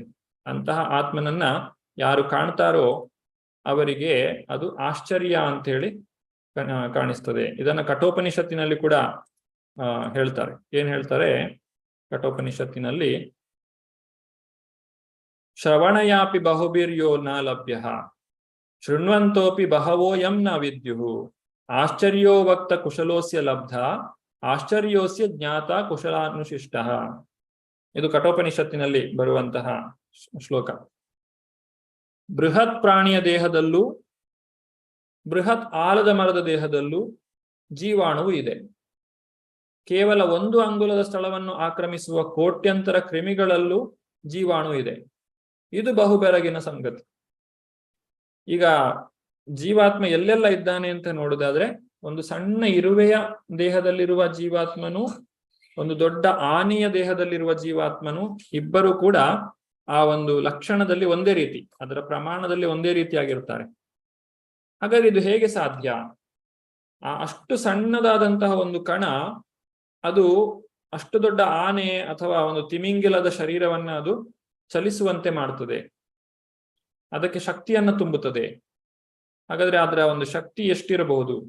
ನಿಜವಾಗಿ ಆತ್ಮನ ಶಕ್ತಿ ಅಂತ ಹೇಳಿದ್ರೆ ಅದು ಭಗವಂತನದೇ ಶಕ್ತಿ, ಭಗವಂತನದೇ ರೂಪ ಆ ಒಂದು ಜೀವಾತ್ಮ. ಆದ್ರಿಂದ ಅದು ಅಷ್ಟೊಂದು ಶಕ್ತಿಶಾಲಿಯಾಗಿದೆ. ಅಂತಹ ವಿಚಾರಗಳನ್ನು ನಾವು ಕೇಳಿದಾಗ, ತಿಳಿದುಕೊಂಡಾಗ, ಅದನ್ನು ಅರ್ಥ ಮಾಡಿಕೊಳ್ಳಿಕ್ಕೆ ಪ್ರಯತ್ನ ಪಟ್ಟಾಗ ನಮಗೆ ಆಶ್ಚರ್ಯ ಅಂತೇಳಿ ಅನಿಸ್ತದೆ. ಯಾರು ಇದರ ಜ್ಞಾನವನ್ನ ಪಡೆದಿಲ್ಲವೋ ಅವರಿಗೆ ಇದು ಅರ್ಥ ಆಗ್ಲಿಕ್ಕೆ ಸಾಧ್ಯ ಇಲ್ಲ. ಕೊನೆಯದಾಗಿ ಅರ್ಜುನನ ಆ ಒಂದು ಸ್ವಜನ ಮೋಹವನ್ನ ನಿವಾರಿಸುವ ಕಾರಣವಾಗಿ ಅರ್ಜುನನಿಗೆ ಶ್ರೀಕೃಷ್ಣ ಆತ್ಮತತ್ವದ ವಿಚಾರವನ್ನ ಹೇಳ್ತಾನೆ. ಏನಂದ್ರೆ, ದೇಹಿ ನಿತ್ಯಂ ಅವಧ್ಯೋಯಂ ದೇಹೇ ಸರ್ವಸ್ಯ ಭಾರತ ತಸ್ಮಾತ್ ಸರ್ವಾಣಿ ಭೂತಾನಿ ನತ್ವಂ ಶೋಚಿತುಮರ್ಹಸಿ. ಭರತವಂಶಜನಾದ ಅರ್ಜುನನೇ, ಈ ದೇಹದಲ್ಲಿ ವಾಸಿಸುವವನನ್ನು ಎಂದೂ ಕೊಲ್ಲಲು ಸಾಧ್ಯವಿಲ್ಲ. ಆದುದರಿಂದ ನೀನು ಯಾವ ಜೀವಿಗಾಗಿಯೂ ದುಃಖಿಸುವ ಕಾರಣವಿಲ್ಲ. ಈ ಜೀವಾತ್ಮನು ಅವನನ್ನ ನಾಶ ಮಾಡಲಿಕ್ಕೆ ಯಾರಿಗೂ ಸಾಧ್ಯ ಇಲ್ಲ. ನೀನು ಈಗ ಯುದ್ಧ ಮಾಡೋದ್ರಿಂದ ಯಾರು ನಾಶ ಆಗುದಿಲ್ಲ, ಶರೀರ ಮಾತ್ರ ನಾಶ ಆಗ್ತದೆ. ಮತ್ತೆ ಶರೀರ ಯಾವತ್ತಿದ್ರೂ ನಾಶ ಆಗ್ಲೇಬೇಕು. ಈಗ ಆಗ್ತಾ ಇರುವಂತಹ ಈ ನಾಶ ಏನಿದೆ ಅದು ಒಂದು ಉತ್ತಮವಾದಂತಹ ಕಾರ್ಯಕ್ಕೋಸ್ಕರ. ಆದ್ರಿಂದ ನೀನು ಯುದ್ಧವನ್ನ ಮಾಡುವುದರಲ್ಲಿ ಯಾವುದೇ ತಪ್ಪಿಲ್ಲ, ಯುದ್ಧವನ್ನ ನೀನು ಮಾಡುವಂಥದ್ದೇ ಸರಿ ಅಂತ ಹೇಳಿ ಇಲ್ಲಿ ನಾವು ಅರ್ಥ ಮಾಡಿಕೊಳ್ಬಹುದು. ಇದು ಅರ್ಜುನನಿಗೆ ಶ್ರೀಕೃಷ್ಣನು ಕೊಟ್ಟಂತಹ ಒಂದು ಉತ್ತರ. ಆತ್ಮಜ್ಞಾನವನ್ನ ಪಡೆದುಕೊಂಡು ಅರ್ಜುನನು ಈಗ ಭಗವಂತನ ಒಂದು ಬೋಧನೆಯನ್ನ ಪಡೆದುಕೊಂಡು ಅರ್ಜುನ ಮತ್ತೆ ಯುದ್ಧಕ್ಕೆ ಸಿದ್ಧನಾಗಬೇಕು. ಆದ್ರೆ ಈಗ ಅರ್ಜುನನ ಎರಡನೇ ಪ್ರಶ್ನೆ ಏನಿದೆ ಅದನ್ನ ಕೃಷ್ಣನು ತೆಗೆದುಕೊಳ್ತಾನೆ. ಎರಡನೇ ವಿಚಾರ, ಎರಡನೇ ಕಾರಣ ಏನು ಅಂತ ಹೇಳಿದ್ರೆ, ಈ ಯುದ್ಧವನ್ನ ಮಾಡುವುದ್ರಿಂದ ನನಗೆ ಲಾಭ ಇಲ್ಲ. ಸರಿ, ನೀನು ಹೇಳ್ತೀಯ ಆತ್ಮತತ್ವ ಅಂತೇಳಿ, ಆತ್ಮನಿಗೆ ನಾಶ ಇಲ್ಲ, ನಾನು ಶರೀರ ನಾಶಕ್ಕೆ ದುಃಖ ಪಡಬಾರ್ದು, ಆತ್ಮ ನಾಶ ಆಗುದಿಲ್ಲ, ಹಾಗಾಗಿ ಯುದ್ಧವನ್ನ ಮಾಡಬೇಕು ಅಂತೇಳಿ. ಆದ್ರೆ ನಾನು ಯುದ್ಧವನ್ನ ಮಾಡುವುದಿಲ್ಲ. ಯಾಕಂದ್ರೆ ಈ ಯುದ್ಧವನ್ನ ಮಾಡುವುದರಿಂದ ನನಗೆ ಸಂತೋಷ ಸಿಗುವುದಿಲ್ಲ. ಯುದ್ಧ ಮಾಡಿದ್ರೆ ನನಗೇನು ಲಾಭ ಇದೆ? ಗುರುಗಳನ್ನೇ ಸಾಯಿಸಿದವನು ಅಥವಾ ತಾತನನ್ನ ಸಾಯಿಸಿದವನು, ಬಂಧು ಮಿತ್ರರನ್ನೆಲ್ಲ ನಾಶ ಮಾಡಿ ಭೂಮಿಯನ್ನ ಪಡೆದವನು ಅಂತ ಹೇಳಿ ಜನ ನನ್ನನ್ನ ಆಡಿಕೊಳ್ತಾರೆ. ಆ ಚುಚ್ಚು ಮಾತನ್ನ ಪಡೆಯುವುದಕ್ಕಿಂತ ನಾನು ಯುದ್ಧ ಮಾಡದೇ ಇರುವುದೇ ಮೇಲು ಅಲ್ವಾ ಕೃಷ್ಣ ಅಂತ ಹೇಳಿ ಅರ್ಜುನ ಇನ್ನೊಂದು ಪ್ರಶ್ನೆಯನ್ನ ಆಗ್ಲೇ ಕೇಳಿದ್ದಾನೆ ಮೊದಲನೇ ಅಧ್ಯಾಯದಲ್ಲೇ. ಅದನ್ನ ಈಗ ನಾವು ಮತ್ತೆ ನೆನಪು ಮಾಡಿಕೊಳ್ತಿದ್ದೇವೆ. ಯಾತಕ್ಕೋಸ್ಕರ ಈ ರೀತಿಯಾಗಿ ಅರ್ಜುನ ಹೇಳ್ತಾ ಇದ್ದಾನೆ? ಯಾಕಂದ್ರೆ ನಾವು ಹಿಂದೆ ನೋಡಿದ್ದೇವೆ, ನಮ್ಮಲ್ಲಿರುವಂತಹ ಯಾವುದೇ ಸಂಪತ್ತನ್ನ ನಾವು ಇನ್ನೊಬ್ಬರ ಜೊತೆ ಹಂಚಿದಾಗ ನಮಗೆ ಸಂತೋಷ ಸಿಗ್ತದೆ.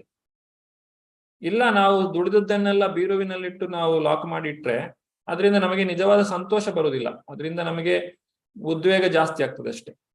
ಆದ್ರೆ ನಮ್ಮಲ್ಲಿರುವಂತಹ ಏನು ವಿಚಾರಗಳಿವೆಯೋ ಅದನ್ನ ನಾವು 4 ಜನಕ್ಕೆ ಹಂಚಿಕೊಟ್ಟಾಗ, ಅವರಿಗೆ ಸಹಾಯವಾದಾಗ, ಅದರಿಂದ ಅವರು ಸಂತೋಷವನ್ನ ಪಡೆದಾಗ ಅದು ನಮಗೆ ಉತ್ಸಾಹವನ್ನ ಕೊಡ್ತದೆ, ನಮಗೂ ಕೂಡ ಸಂತೋಷವನ್ನ ಕೊಡ್ತದೆ.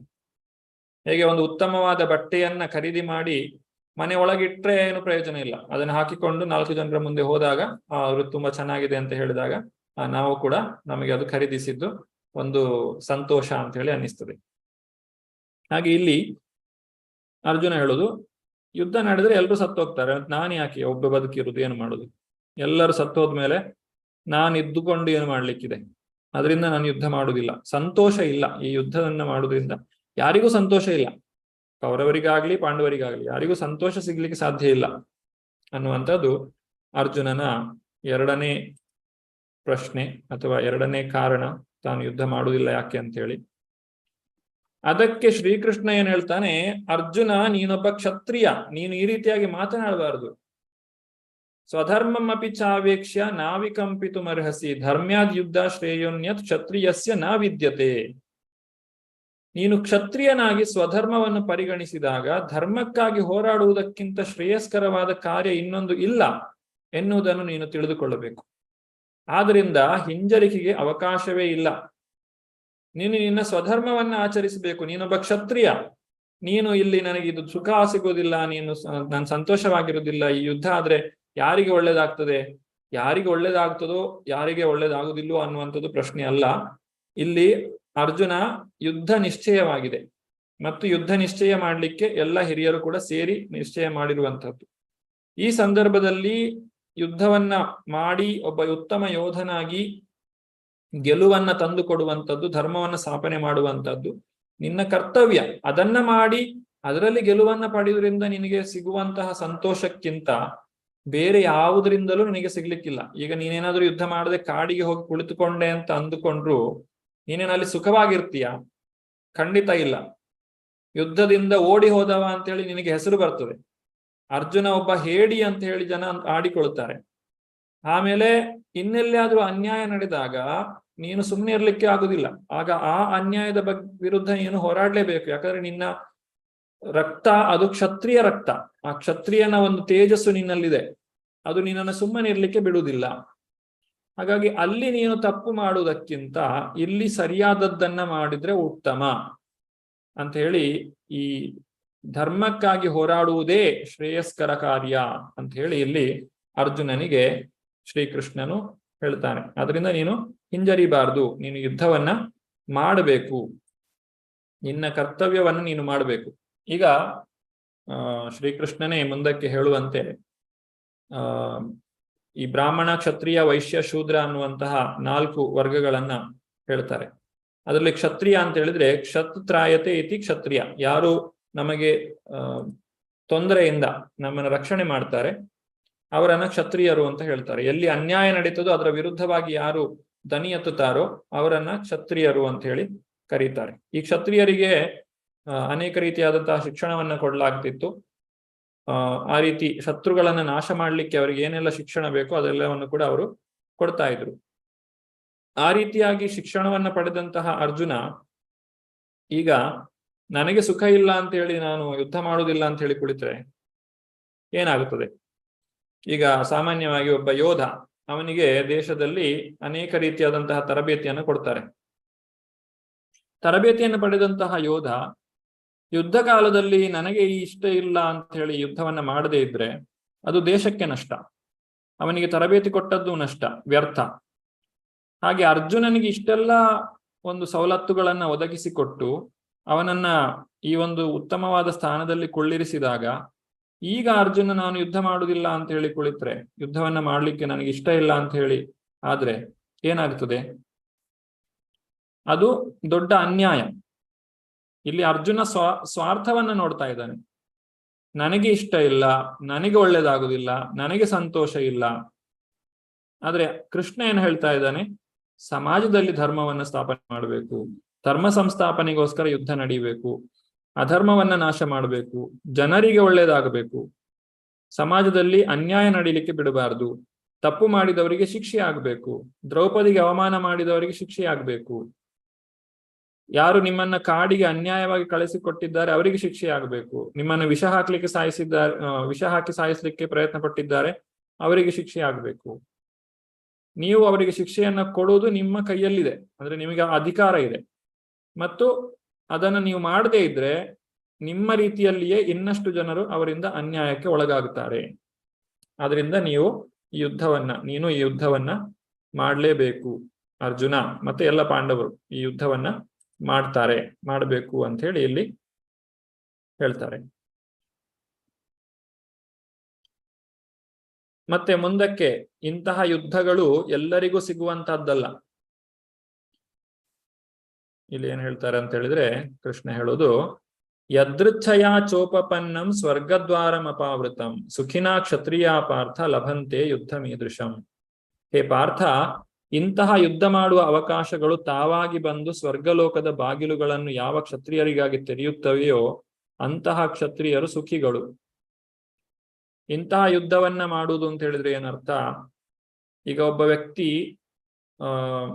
ಯೋಧನಾಗಿ ಸೇವೆಗೆ ಸೇರಿದ ಕೂಡಲೇ ಅವನಿಗೆ ಯುದ್ಧ ಮಾಡುವ ಅವಕಾಶ ದೊರಕುತ್ತದೆ ಅಂತೇಳಿ ಹೇಳಲಿಕ್ಕೆ ಸಾಧ್ಯ ಇಲ್ಲ.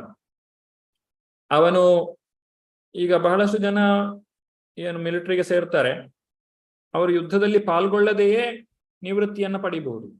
ಯಾಕಂದ್ರೆ ಯುದ್ಧ ಅನ್ನುವಂಥದ್ದು ಎಷ್ಟೋ ವರ್ಷಗಳಿಗೊಮ್ಮೆ ಎಲ್ಲಿಯಾದ್ರೂ ಒಂದು ನಡೀತದಷ್ಟೇ. ಒಂದು 50 ವರ್ಷಗಳಿಗೊಂದ್ಸನೋ 100 ವರ್ಷಗಳಿಗೊಮ್ಮೆನೋ ಅಥವಾ ಕೆಲವಾರು 100 ವರ್ಷಗಳ ಕಾಲ ಯಾವುದೇ ಯುದ್ಧವಿಲ್ಲದೆ ಒಂದು ದೇಶ ಇರಬಹುದು. ಆ ಯೋಧರಿಗೆ ಅಂತಹ ಯುದ್ಧದ ಒಂದು ಅವಕಾಶ ದೊರಕದೇ ಇರಬಹುದು. ಆದ್ರೆ ಯಾರಿಗೆ ಯುದ್ಧದ ಅವಕಾಶ ದೊರಕ್ತದೋ ಅವರು ಮಾತ್ರ ಪುಣ್ಯವಂತರು, ಅವರು ಭಾಗ್ಯವಂತರು. ಯಾಕಂದ್ರೆ ಅವರು ಬೇರೆಯವರಿಗಿಂತ ಭಿನ್ನರಾಗಿದ್ದಾರೆ. ಆ ದೇಶ ಸೇವೆಯನ್ನ ಮಾಡುವಂತಹ ಒಂದು ಅವಕಾಶ ಅವರಿಗೆ ಸಿಗ್ತದೆ. ಆ ಒಂದು ದೇಶವನ್ನು ರಕ್ಷಣೆ ಮಾಡುವಂತಹ ಒಂದು ಅವಕಾಶ, ಶತ್ರುಗಳನ್ನ ನಾಶ ಮಾಡುವಂತಹ ಅವಕಾಶ ಎಲ್ಲರಿಗೂ ಸಿಗುವಂತದ್ದಲ್ಲ ಅರ್ಜುನ. ಇದು ನಿನಗೆ ಸಿಕ್ಕಿದೆ, ಅದರಿಂದ ನೀನು ಇದನ್ನ ಸರಿಯಾಗಿ ಬಳಕೆ ಮಾಡಿಕೊಳ್ಬೇಕು. ಇದು ಸ್ವರ್ಗಲೋಕದ ಬಾಗಿಲನ್ನ ತಿರೆಯುತ್ತದೆ.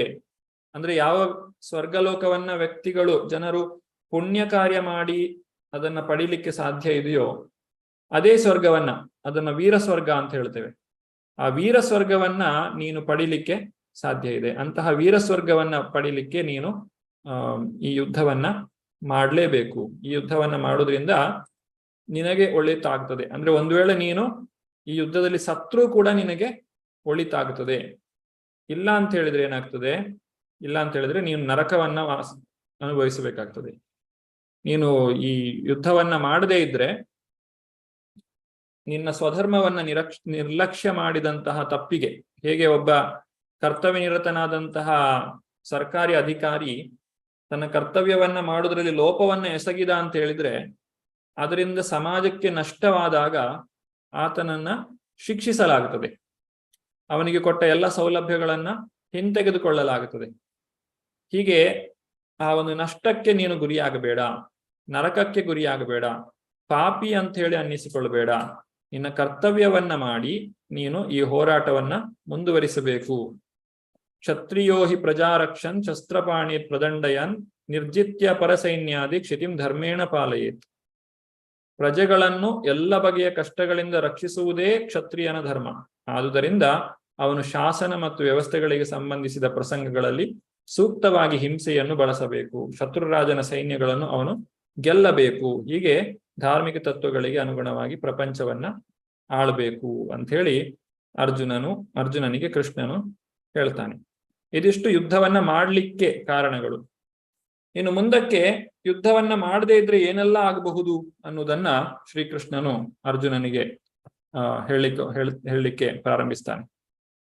ಏನೆಲ್ಲ ಆಗ್ಬೋದು? ಈಗ ಒಂದು ವೇಳೆ ಯುದ್ಧವನ್ನ ಮಾಡಿದ್ರೆ ನಿನಗೆ ಸ್ವರ್ಗ ಸಿಗ್ತದೆ, ನೀನು ಮಾಡಿದ್ರೆ ಗೆದ್ರೆ ನಿನಗೆ ರಾಜ್ಯ ಸಿಗ್ತದೆ. ಆದ್ರೆ ನೀನು ಯುದ್ಧವನ್ನ ಮಾಡದೇ ಹೋದ್ರೆ ನಿನ್ನ ಎದುರು ಪಕ್ಷದಲ್ಲಿರುವಂತಹ ಜನರು ಏನು ಮಾಡ್ತಾರೆ ಅಂತ ಹೇಳಿದ್ರೆ, ಅಥಚೇತತ್ವಂ ಇಮಂ ಧರ್ಮ್ಯಂ ಸಂಗ್ರಾಮಂ ನ ಕರಿಷ್ಯಸಿ ತಥಾ ಸ್ವಧರ್ಮಂ ಕೀರ್ತಿಂ ಚ ಹಿತ್ವಾ ಪಾಪಮವಾಪ್ಸ್ಯಸಿ. ನೀನೇನಾದರೂ ಯುದ್ಧ ಮಾಡಬೇಕಾದ ನಿನ್ನ ಸ್ವಧರ್ಮವನ್ನು ಪಾಲಿಸದೇ ಇದ್ದರೆ ನಿನ್ನ ಕರ್ತವ್ಯವನ್ನು ಅಲಕ್ಷ್ಯ ಮಾಡಿದ ಪಾಪಕ್ಕೆ ಒಳಗಾಗುತ್ತೀಯೆ. ಯೋಧನಾಗಿ ನಿನ್ನ ಕರ್ತವ್ಯವನ್ನು, ನಿನ್ನ ಕೀರ್ತಿಯನ್ನು ಕಳೆದುಕೊಳ್ಳುತ್ತೀಯೆ.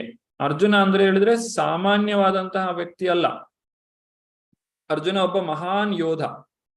ಅಂತಹ ಅರ್ಜುನನನ್ನ ಎಲ್ಲರೂ ಉದಾಹರಣೆಯಾಗಿ ತೆಗೆದುಕೊಳ್ತಾರೆ. ಒಬ್ಬ ಯೋಧ ಅಂತ ಹೇಳಿದ್ರೆ ಅರ್ಜುನನ ಹಾಗಿರ್ಬೇಕು ಅಂತ ಹೇಳಿ. ಅಂತಹ ಅರ್ಜುನ ದೇವಲೋಕಗಳಿಗೆ ಹೋಗಿ ಅನೇಕ ರೀತಿಯಾದಂತಹ ದಿವ್ಯವಾದ ಅಸ್ತ್ರಶಸ್ತ್ರಗಳನ್ನ ಪಡೆದುಕೊಂಡು ಬಂದಿದ್ದಾನೆ. ಹಾಗೆ ಆ ಒಂದು ಪಾಶುಪತಾಸ್ತ್ರವನ್ನ ಶಿವನಿಂದ ಪಡೆದಿದ್ದಾನೆ. ಶಿವನ ಜೊತೆಗೆ ಹೋರಾಟವನ್ನು ನಡೆಸಿ ಶಿವನಿಗೆ ಸಂತೋಷವಾಗುವಂತೆ ಅರ್ಜುನನು ಮಾಡಿದ್ದಾನೆ. ಹೀಗೆ ಪಾಶುಪತಾಸ್ತ್ರವನ್ನು ಪಡೆದ ಅಸಾಧಾರಣವಾದಂತಹ ಯೋಧ ಅರ್ಜುನನಾಗಿದ್ದಾನೆ. ಅಂತಹ ಅರ್ಜುನ ಈಗ ಕೊನೆಗೆ ನೀನು ಯುದ್ಧವನ್ನೇ ಮಾಡದೆ ಹೊರಟು ಹೋದೆಯಾ, ಅಂದ್ರೆ ಆ ಜನರು ನಿನ್ನನ್ನ ಯಾವ ರೀತಿಯಾಗಿ ನಿಂದಿಸ್ತಾರೆ. ಅರ್ಜುನನ ಅವನು ಯುದ್ಧದಲ್ಲಿ ಬಿಟ್ಟು ಹೋದವನು, ಯುದ್ಧವನ್ನ ಮಾಡದೆ ಅರ್ಧಕ್ಕೆ ಎದ್ದು ಹೋದವನು, ಆ ರೀತಿಯಾಗಿ ಜನರು ನಿನ್ನನ್ನ ಆಡಿಕೊಳ್ಳುತ್ತಾರೆ. ಅದರಿಂದ ಅದಕ್ಕಿಂತ ದೊಡ್ಡ ಒಂದು ಅಪಕೀರ್ತಿ ನಿನಗೇನಿದೆ?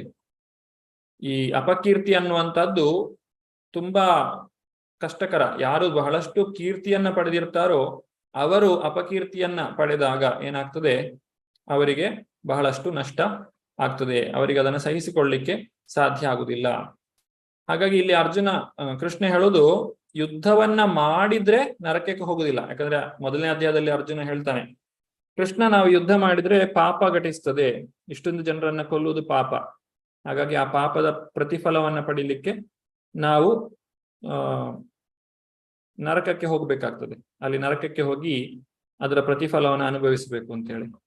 ನೀನು ಯುದ್ಧ ಮಾಡದೇ ಇದ್ರೆ ನರಕಕ್ಕೆ ಹೋಗುದಿಲ್ಲ, ಬದಲಾಗಿ ಯುದ್ಧವನ್ನ ಮಾಡಿದ್ರೆ ನರಕಕ್ಕೆ ಹೋಗುದಿಲ್ಲ, ಬದಲಾಗಿ ಮಾಡದೇ ಇದ್ರೆ ಹೋಗ್ತೀಯ ನೀನು ನರಕಕ್ಕೆ. ಯಾಕೆ? ಸ್ವಧರ್ಮವನ್ನ ನೀನು ನಿರ್ಲಕ್ಷ್ಯ ಮಾಡಿದ್ದೀಯ, ನಿನ್ನನ್ನ ನಂಬಿಕೊಂಡು ಬಂದವರಿಗೆ ನೀನು ರಕ್ಷಣೆಯನ್ನ ಕೊಡ್ಲಿಲ್ಲ, ನೀನು ಯಾವ ಒಂದು ಕೆಲಸವನ್ನು ಒಪ್ಪಿಕೊಂಡಿದ್ದೀಯೋ ಅದನ್ನು ಪೂರ್ತಿಯಾಗಿ ನೀನು ಮಾಡ್ಲಿಕ್ಕೆ ಸಾಧ್ಯ ಆಗ್ಲಿಲ್ಲ. ಈ ರೀತಿ ಅಜ್ಞಾನದಿಂದ ನೀನು ವರ್ತಿಸಿದ್ರೆ, ಯುದ್ಧವನ್ನ ಮಾಡದೇ ಇದ್ರೆ ಖಂಡಿತವಾಗಿಯೂ ನೀನು ನರಕವಾಸಿ ಆಗ್ಬೇಕಾಗುತ್ತದೆ ಅಂತ ಹೇಳಿ ಇಲ್ಲಿ ಅರ್ಜುನನಿಗೆ ಶ್ರೀಕೃಷ್ಣನು ತನ್ನ ಮಾತುಗಳನ್ನ ಹೇಳ್ತಾ ಇದ್ದಾನೆ. ಅಕೀರ್ತಿಂ ಚಾಪಿ ಭೂತಾನಿ ಕಥಯಿಷ್ಯಂತಿ ತೇ ವ್ಯಯಾಂ ಸಂಭಾವಿತಸ್ಯ ಚ ಅಕೀರ್ತಿ ಮರಣಾದ್ ಅತಿರಿಚ್ಯತೆ. ಜನರು ಎಂದೆಂದಿಗೂ ನಿನ್ನ ಅಪಕೀರ್ತಿಯನ್ನು ಕುರಿತು ಮಾತನಾಡುತ್ತಾರೆ. ಗೌರವಾರ್ಹನಾದವನಿಗೆ ಅಪಕೀರ್ತಿಯು ಸಾವಿಗಿಂತ ಕೇಡು. ಇದು ಮತ್ತೆ ಯಾರು ಬಹಳಷ್ಟು ಪ್ರಸಿದ್ಧಿಯನ್ನ ಪಡೆದಿರ್ತಾರೋ ಅಂತಹವರಿಗೆ ಅಪಕೀರ್ತಿ ಅನ್ನುವಂಥದ್ದು ಬಹಳ ನೋವನ್ನು ಉಂಟು ಮಾಡ್ತದೆ. ಈಗ ಯಾರದ್ದೇ ಒಂದು ಗಮನಕ್ಕೂ ಬರದೇ ಇರುವಂತಹ ಸಾಮಾನ್ಯ ಜೀವನವನ್ನು ನಡೆಸ್ತಾ ಇರುವ ವ್ಯಕ್ತಿಗೆ ಏನೋ ಒಂದು ಸಣ್ಣ ಅವಮಾನ ಆದ್ರೆ ಅದು ಅಂತಹ ಒಂದು ಸಮಸ್ಯೆ ಮಾಡುವುದಿಲ್ಲ, ಅವರು ಅದನ್ನ ಮರೆತು ಬಿಡ್ತಾರೆ. ಆದ್ರೆ ಬಹಳಷ್ಟು ಸಂಭಾವಿತನಾಗಿರುವ, ಸಮಾಜದಲ್ಲಿ ತುಂಬಾ ಹೆಸರು ಮಾಡಿರುವಂತಹ ವ್ಯಕ್ತಿಗೆ ಒಂದು ಸಣ್ಣ ಅವಮಾನ ಆದ್ರೂ ಕೂಡ ಅದು ಅವರಿಗೆ ಬಹಳಷ್ಟು ದುಃಖವನ್ನ ಉಂಟು ಮಾಡ್ತದೆ. ಯಾಕಂದ್ರೆ ಆ ಒಂದು ಅಂತ ದೊಡ್ಡ ಸ್ಥಾನದಲ್ಲಿದ್ದುಕೊಂಡು ಅವರು ಅಂತ ತಪ್ಪನ್ನ ಮಾಡಿದ್ರಲ್ಲ, ಆ ತಪ್ಪನ್ನ ಜನರಿಂದ ಆ ತಪ್ಪಿಗಾಗಿ ಜನರು ಅವನಿಗೆ ಶಿಕ್ಷೆಯನ್ನ ಕೊಟ್ರಲ್ಲ ಅಂತ ಹೇಳಿ ಆ ಒಂದು ಏನು ಮಾತಿದೆ, ಅದರಿಂದಾಗಿ ಅವರಿಗೆ ನಿರಂತರವಾಗಿ ದುಃಖವೇ ಇರ್ತದೆ.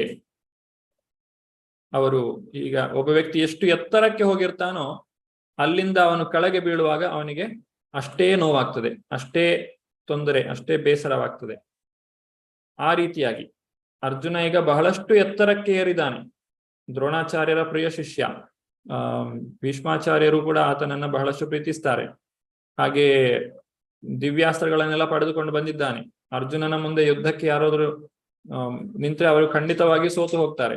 ಅರ್ಜುನನು ಎಲ್ಲಾ ಯುದ್ಧಗಳನ್ನು ಕೂಡ ಇಲ್ಲಿಯವರೆಗೆ ಗೆದ್ದಿದ್ದಾನೆ. ಹೀಗೆ ಅನೇಕ ಒಂದು ಏನು ಯಶೋಗಾಥೆಯನ್ನ ಹೊಂದಿರುವ ಅರ್ಜುನ ತಾನು ಯುದ್ಧ ಮಾಡುವುದಿಲ್ಲ ಅಂತ ಹೇಳಿ ಕುಳಿತುಕೊಂಡ್ರೆ ಅದರಿಂದ ಅರ್ಜುನನು ನರಕಕ್ಕೆ ಹೋಗ್ಬೇಕಾಗ್ತದೆ. ಹೀಗೆ ಅರ್ಜುನನಿಗೆ ಶ್ರೀಕೃಷ್ಣನು ಕೊಡುವಂತಹ ಕೊನೆಯದಾದ ತೀರ್ಮಾನ ಏನು ಅಂತ ಹೇಳಿದ್ರೆ, ಹಿಮ್ಮೆಟ್ಟಬಾರದು, ಯುದ್ಧದಲ್ಲಿ ನೀನು ಮಡಿದ್ರೂ ಪರವಾಗಿಲ್ಲ, ಸತ್ರೂ ಪರವಾಗಿಲ್ಲ, ಯುದ್ಧವನ್ನ ಮಾತ್ರ ನೀನು ಬಿಟ್ಟು ಬಿಡಬಾರದು ಅಂತ ಹೇಳಿ ಇಲ್ಲಿ ಅರ್ಜುನನು ಕೃಷ್ಣನಿಗೆ ಹೇಳ್ತಾ ಇದ್ದಾನೆ. ಇಲ್ಲಿಯವರೆಗೆ 34 ಶ್ಲೋಕಗಳನ್ನು ನಾವು ನೋಡಿದ್ದೇವೆ. ಇದೆಲ್ಲವೂ ಕೂಡ ಈ ಕರ್ಮ ಮಾಡುವುದರ ಬಗ್ಗೆ ಹೇಳುವಂತಹದ್ದು. ಕರ್ಮ ಅಂತ ಹೇಳಿದ್ರೆ 2 ರೀತಿಯ ಕರ್ಮವನ್ನ ಮಾಡಬಹುದು. ಒಂದು ಸಕಾಮ ಕರ್ಮ, ಇನ್ನೊಂದು ನಿಷ್ಕಾಮ ಕರ್ಮ ಅಂತ ಹೇಳಿ. ಕರ್ಮದ ಫಲದಲ್ಲಿ ಆಸಕ್ತಿಯನ್ನು ಬೆಳೆಸಿಕೊಂಡಿರುವವನು ಸಕಾಮ ಕರ್ಮಿ, ಯಾರಿಗೆ ಫಲದಲ್ಲಿ ಆಸಕ್ತಿ ಇಲ್ವೋ ಅವನು ನಿಷ್ಕಾಮ ಕರ್ಮಿ. ಇಲ್ಲಿಯವರೆಗೆ ಅರ್ಜುನನಿಗೆ ಕೃಷ್ಣ ಹೇಳಿದ್ದು ಸಕಾಮ ಕರ್ಮದ ಕುರಿತಾಗಿ. ಇನ್ನು ಮುಂದಕ್ಕೆ ನಿಷ್ಕಾಮ ಕರ್ಮದ ಕುರಿತಾಗಿ ಅರ್ಜುನನಿಗೆ ಶ್ರೀಕೃಷ್ಣನು ಬೋಧಿಸ್ತಾನೆ. ಅದರ ಬಗ್ಗೆ ನಾವು ಮುಂದಿನ ಸಂಚಿಕೆಯಲ್ಲಿ ಮುಂದುವರಿಸೋಣ. ಇವತ್ತಿನ ಒಂದು ಏನು ನಾವು ತಿಳಿದುಕೊಂಡಿದ್ದೇವೆ ವಿಚಾರಗಳು, ಅದರಲ್ಲಿ ಪ್ರಶ್ನೆಗಳಿದ್ದವರು ದಯವಿಟ್ಟು ಕೈ ಮೇಲೆತ್ತಿ ಪ್ರಶ್ನೆಗಳನ್ನ ಕೇಳಬಹುದು.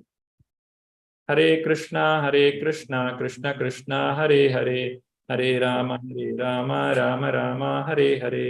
ಧನ್ಯವಾದ ಪ್ರಭುಜಿ, ಧನ್ಯವಾದಗಳು. ಪ್ರಣಾಮ ಪ್ರಭುಜಿ. ಹರೇ ಕೃಷ್ಣ. ಗೀತಾ ಮಾತಾಜಿ. ಹರೇ ಕೃಷ್ಣ ಪ್ರಭುಜಿ. ಹರೇ ಕೃಷ್ಣ. ಇವತ್ತಿನ ವಿಚಾರ ತುಂಬಾ ಚೆನ್ನಾಗಿತ್ತು. ಯಾಕಂದ್ರೆ ಆತ್ಮ ನಾವು ನೋಡ್ಲಿಕ್ಕೆ ಸಾಧ್ಯ ಇಲ್ಲ, ಹಾಗಾಗಿ ನಾವು ಇದನ್ನೆಲ್ಲ ಅರ್ಥನೇ ಮಾಡ್ಕೊಂಡಿರ್ಲಿಲ್ಲ. ಭಗವಂತ ಹೇಳಿರೋದು ಮತ್ತೆ ಅದನ್ನ ನೀವು ಅರ್ಥೈಸಿದ್ದು ಚೆನ್ನಾಗಿ ತಿಳ್ಕೊಂಡಂಗ ಆಯ್ತು ಪ್ರಭುಜಿ. ಹರೇ ಕೃಷ್ಣ. ಧನ್ಯವಾದ. ಜೈ ಗುರುದೇವ್. ಮಾತಾಡ್ಬೋದಾ? ಖಂಡಿತ ಪ್ರಭು. ಗುರುಜಿ, ಈಗ ನೀವು ಹೇಳಿದ್ರಲ್ಲ, ಈ ಜೀವಾತ್ಮ ಪರಮಾತ್ಮನಿಂದನೇ ಭಗವಂತನಿಂದಲೇ ಆಗಿದ್ರೆ ಈ ಸದ್ಬುದ್ಧಿ ದುರ್ಬುದ್ಧಿ ಯಾಕೆ ಬರುತ್ತೆ? ಯಾಕಂದ್ರೆ ಪರಮಾತ್ಮನಿಂದನೇ ಆಗಿರ್ಬೇಕಾದ್ರೆ ಎಲ್ಲರಿಗೂ ಸದ್ಬುದ್ಧಿನೇ ಕರುಣಿಸ್ಬೋದಲ್ಲ ಅನ್ನೋಂಥದ್ದು ಒಂದು. ಇನ್ನೊಂದೇನು ಅಂದ್ರೆ, ಈ ಜೀವಾತ್ಮ ಶರೀರದಲ್ಲಿ ಯಾವಾಗ ಬಂದ್ ಸೇರ್ಕೊಳ್ಳುತ್ತೆ ಗರ್ಭಾವಸ್ಥೆಯಲ್ಲಿ ಅನ್ನುವಂಥದ್ದು ಎರಡು ಡೌಟ್ಸ್. ಜೀವಾತ್ಮನಿಗೆ ಒಂದು ಸ್ವಾತಂತ್ರ್ಯ ಅಂತಿದೆ ಪ್ರತಿಯೊಂದು ಜೀವಿಗೂ. ಯಾಕಂದ್ರೆ ಯಾವುದೇ ಸ್ವಾತಂತ್ರ್ಯ ಇಲ್ಲದೆ ಒತ್ತಾಯ ಪೂರ್ವಕವಾಗಿ ಭಗವಂತ ಜೀವಾತ್ಮನನ್ನ ತನ್ನ ಬಳಿ ಇಟ್ಕೊಳ್ಳುವುದಿಲ್ಲ. ಈಗ ನಾವು ಮಕ್ಕಳಿಗೂ ಕೂಡ ಒಂದು ಸಣ್ಣ ಸ್ವಾತಂತ್ರ್ಯವನ್ನು ಕೊಟ್ಟಿರ್ತೇವೆ. ಆ ಸ್ವಾತಂತ್ರ್ಯ ಇರೋದ್ರಿಂದಾಗಿ ಆ ಬಾಂಧವ್ಯ ಇದೆ. ಹಾಗೆ ಜೀವಾತ್ಮನಿಗೂ ಕೂಡ ಸ್ವಾತಂತ್ರ್ಯ ಇದೆ. ಅದರಲ್ಲಿ ಯಾವ ಜೀವಾತ್ಮನು ತನ್ನ ಸ್ವಾತಂತ್ರ್ಯವನ್ನು ದುರುಪಯೋಗ ಪಡಿಸಿಕೊಳ್ತಾನೋ ಅವನಲ್ಲಿ ಆ ಕೆಟ್ಟ ಗುಣಗಳು ಬಂದು ಸೇರಿಕೊಳ್ತವೆ. ಇದು ಎಲ್ಲರಲ್ಲಿಯೂ ಆಗುವಂತಹದ್ದಲ್ಲ. ಈಗ ಒಂದು ಸಮಾಜ ಅಂತ ಹೇಳಿ ಇದ್ದಾಗ ಅದರಲ್ಲಿ ತಪ್ಪು ಮಾಡಿದವರು ಅಥವಾ ಜೈಲು ಶಿಕ್ಷೆಯನ್ನ ಪಡೆಯುವವರು ಅಂತ ಹೇಳಿದ್ರೆ ತುಂಬಾ ಕಡಿಮೆ ಸಂಖ್ಯೆಯಲ್ಲಿರುವವರು. ಹಾಗಾಗಿ ಯಾರಲ್ಲಿ ಈ ದುರ್ಗುಣಗಳು ಕಾಣ್ತವೋ ಅವರು ಬಹಳ ಕಡಿಮೆ ಸಂಖ್ಯೆಯಲ್ಲಿರ್ತಾರೆ. ಮತ್ತು ಅದು ಭಗವಂತ ಕೊಟ್ಟಂತಹ ಸ್ವಾತಂತ್ರ್ಯವನ್ನ ಅವರು ದುರುಪಯೋಗ ಪಡಿಸಿಕೊಂಡಂತಹ ಒಂದು ಕಾರಣಕ್ಕೋಸ್ಕರ ಆ ರೀತಿಯಾಗಿ ಅವರಿಗೆ ಆಗುತ್ತದೆ. ಈಗ ಸಮಾಜದಲ್ಲಿ ನಮಗೂ ಕೂಡ ಅನೇಕ ಸ್ವಾತಂತ್ರ್ಯಗಳಿವೆ. ಆದ್ರೆ ಅದನ್ನು ನಾವು ಇನ್ನೊಬ್ಬರ ಮನೆಗೆ ಕನ್ನ ಹಾಕ್ಲಿಕ್ಕೆ ಅಥವಾ ಅವರ ಆಸ್ತಿಗಳನ್ನ ನಾವು ವಶಪಡಿಸಿಕೊಳ್ಳುವಂತಹ ಕಾರ್ಯವನ್ನ ಮಾಡಿದ್ರೆ ಅದು ಮಾಡ್ಲಿಕ್ಕೆ ಸಾಧ್ಯ, ಆದ್ರೆ ಅದಕ್ಕೆ ಶಿಕ್ಷೆ ಆಗುತ್ತದೆ. ಮತ್ತೆ ನೀವು ಕೇಳಿದಂತಹ ಇನ್ನೊಂದು ಪ್ರಶ್ನೆ ಏನು? ಜೀವಾತ್ಮ ಗರ್ಭಾವಸ್ಥೆಯಲ್ಲಿ ಯಾವ ಸಂದರ್ಭದಲ್ಲಿ ಸೇರ್ಕೊಳ್ಳುತ್ತೆ ಅಂತ, ಹುಟ್ಟಿದ ಮೇಲೆನಾ ಅಥವಾ ಗರ್ಭಾವಸ್ಥೆಯಲ್ಲಿ ಯಾವ ಟೈಮಲ್ಲಿ ಜೀವಾತ್ಮ ಜಾಯಿನ್ ಆಗುತ್ತೆ ಅನ್ನುವಂಥದ್ದು ಗುರುಜಿ? ಜೀವಾತ್ಮ ಯಾವಾಗ ಆ ಗರ್ಭ ಬೆಳೀಲಿಕ್ಕೆ ಪ್ರಾರಂಭ ಆಗ್ತದೋ ಆ ತಕ್ಷಣವೇ, ಅಂದ್ರೆ ಅದು ಮೊದಲನೆಯ ಒಂದು ಇದರಲ್ಲೇ ಆ ಜೀವಾತ್ಮನ ಪ್ರವೇಶ ಅಲ್ಲಿ ಆಗಿರ್ತದೆ. ಯಾಕಂದ್ರೆ ತಂದೆಯ ವೀರ್ಯದಲ್ಲೇ ಆ ಜೀವಾತ್ಮ ಇರ್ತಾನೆ. ಅದರ ಮೂಲಕವೇ ಆ ಜೀವಾತ್ಮನು ಅಲ್ಲಿ ಪ್ರವೇಶವನ್ನ ಪಡೆಯುವಂತದ್ದು ಮತ್ತು ಆ ಕ್ಷಣದಿಂದಲೇ ಜೀವಾತ್ಮನ ಉಪಸ್ಥಿತಿ ಅಲ್ಲಿ ಇರ್ತದೆ. ಜೀವಾತ್ಮ ಇರೋದಕ್ಕೆ ಆ ಶರೀರ ಬೆಳೆಯುವಂಥದ್ದು, ಇಲ್ಲಾಂದ್ರೆ ಶರೀರ ಬೆಳೆಯುವುದಿಲ್ಲ. ಧನ್ಯವಾದಗಳು ಗುರುಜಿ. Thank you. ಹರೇ ಕೃಷ್ಣ. ಬೇರೆ ಯಾರಿಗಾದ್ರೂ ಪ್ರಶ್ನೆ ಇದ್ರೆ ಕೈ ಮೇಲೆ ಎತ್ಬಹುದು.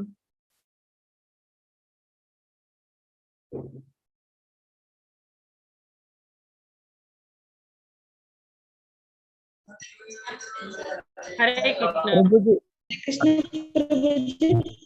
ಹರೇ ಕೃಷ್ಣ. ಹೇಳಿ.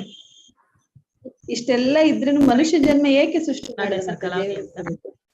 ಮನುಷ್ಯ ಜನ್ಮ ಯಾಕೆ ಬರ್ತದೆ? ಮನುಷ್ಯ ಜನ್ಮ ಯಾಕೆ ಅಂತ ಹೇಳಿದ್ರೆ ಅದೊಂದು ಜವಾಬ್ದಾರಿಯುತವಾದಂತಹ ಜನ್ಮ. ನಾವು ಒಬ್ಬ ವ್ಯಕ್ತಿಗೆ ಅವನು ಹೇಗೆ ಅಂತ ಹೇಳಿ ತಿಳ್ಕೊಳ್ಬೇಕಂದ್ರೆ ಅವನಿಗೆ ಸ್ವಾತಂತ್ರ್ಯವನ್ನ ಕೊಡಬೇಕು, ಅವನಿಗೆ ಅಧಿಕಾರವನ್ನ ಕೊಡಬೇಕು.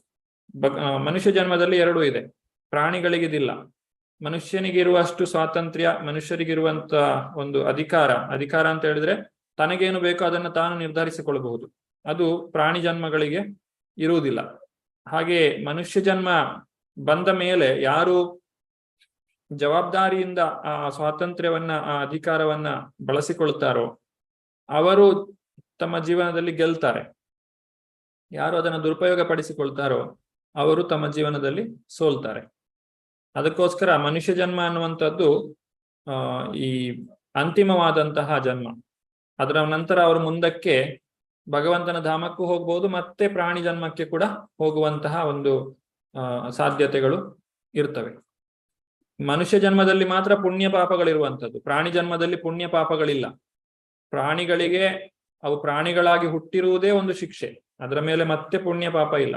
ಆದ್ರೆ ಮನುಷ್ಯರಿಗೆ ಯಾವುದು ಸರಿ ಯಾವುದು ತಪ್ಪು ಅಂತ ಹೇಳಿ ವಿವೇಚನೆಯನ್ನ ಕೊಟ್ಟಿರೋದ್ರಿಂದ ಅವರು ಮಾಡುವ ಪ್ರತಿಯೊಂದು ಕಾರ್ಯಕ್ಕೂ ಕೂಡ ಪುಣ್ಯ ಪಾಪಗಳು ಇರ್ತವೆ. ಹರೇ ಕೃಷ್ಣ. ವಸಂತಿ ಮಾತಾಜಿ. ಜೀವಾತ್ಮವನ್ನು ಭಗವಂತ ಹುಟ್ಟಿಸಿದ್ದ ಅದು ಹಾ, ಜೀವಾತ್ಮವನ್ನು ಭಗವಂತ ಹುಟ್ಟಿಸಿದ್ದ. ಅಲ್ಲ ಅಲ್ಲ, ಜೀವಾತ್ಮ ಶರೀರವನ್ನ ಪಡೆಯುವುದಕ್ಕೆ ಹುಟ್ಟು ಅಂತ ಹೇಳ್ತೇವೆ, ಅಲ್ಲದಿದ್ರೆ ಜೀವಾತ್ಮನಿಗೆ ಹುಟ್ಟು ಅನ್ನುವಂಥದ್ದಿಲ್ಲ. ಶರೀರದಲ್ಲಿ ಹುಟ್ಟಿದ್ರೆ ಮಾತ್ರ ಅದು ಹುಟ್ಟುವುದು ಅಂತೇಳಿ. ಹೌದು, ಇಲ್ಲ ಅಂತ ಹೇಳಿದ್ರೆ ಅವನು ಶಾಶ್ವತವಾಗಿ ಆಧ್ಯಾತ್ಮ ಪ್ರಪಂಚದಲ್ಲೇ ಇರ್ತಾನೆ. ಹಾಗೆ ತುಂಬಾ ಆತ್ಮಗಳು ಇರ್ತವೆ ಅಲ್ಲ? ಖಂಡಿತ ತುಂಬಾ ಇದೆ, ಬಹಳಷ್ಟು ಆತ್ಮಗಳಿವೆ ಈ ಪ್ರಪಂಚದಲ್ಲೇ. ನಮಗೆ ತುಂಬಾ ಕಾಣ್ಲಿಕ್ಕೆ ಸಿಗ್ತದೆ, ಮನುಷ್ಯರಲ್ಲಿ, ಪ್ರಾಣಿಗಳಲ್ಲಿ, ಪಕ್ಷಿಗಳಲ್ಲಿ, ಮರ ಗಿಡ ಜಲಚರಗಳು, ಅವುಗಳಲ್ಲದೆ ಮತ್ತೆ ಆಧ್ಯಾತ್ಮಿಕ ಪ್ರಪಂಚದಲ್ಲಿ ಇನ್ನೂ ಬಹಳಷ್ಟು ಸಂಖ್ಯೆಯಲ್ಲಿವೆ. ಹರೇ ಕೃಷ್ಣ. ಹರೇ ಕೃಷ್ಣ ಮಾತಾಜಿ. ಕರೆ ಗೌರಿ. ಹರೇ ಕೃಷ್ಣ ಪ್ರಭು. ಹರೇ ಕೃಷ್ಣ ಗುರುಜಿ. ಹರೇ ಕೃಷ್ಣ. ಈಗ ಕೃಷ್ಣ ಅರ್ಜುನನಿಗೆ ಹೇಳಿದ, ನಿನ್ನ ಮೇಲೆ ನಿನಗೆ ಯಾರು ಮೋಸ ಮಾಡಿದಾರೋ, ಅನ್ಯಾಯ ಮಾಡಿದಾರೋ ಅವರಿಗೆ ಪ್ರತೀಕಾರ ತೀರಿಸ್ಕೋ, ಅದು ಧರ್ಮ ಅಂತ ಹೇಳಿದ್ರು.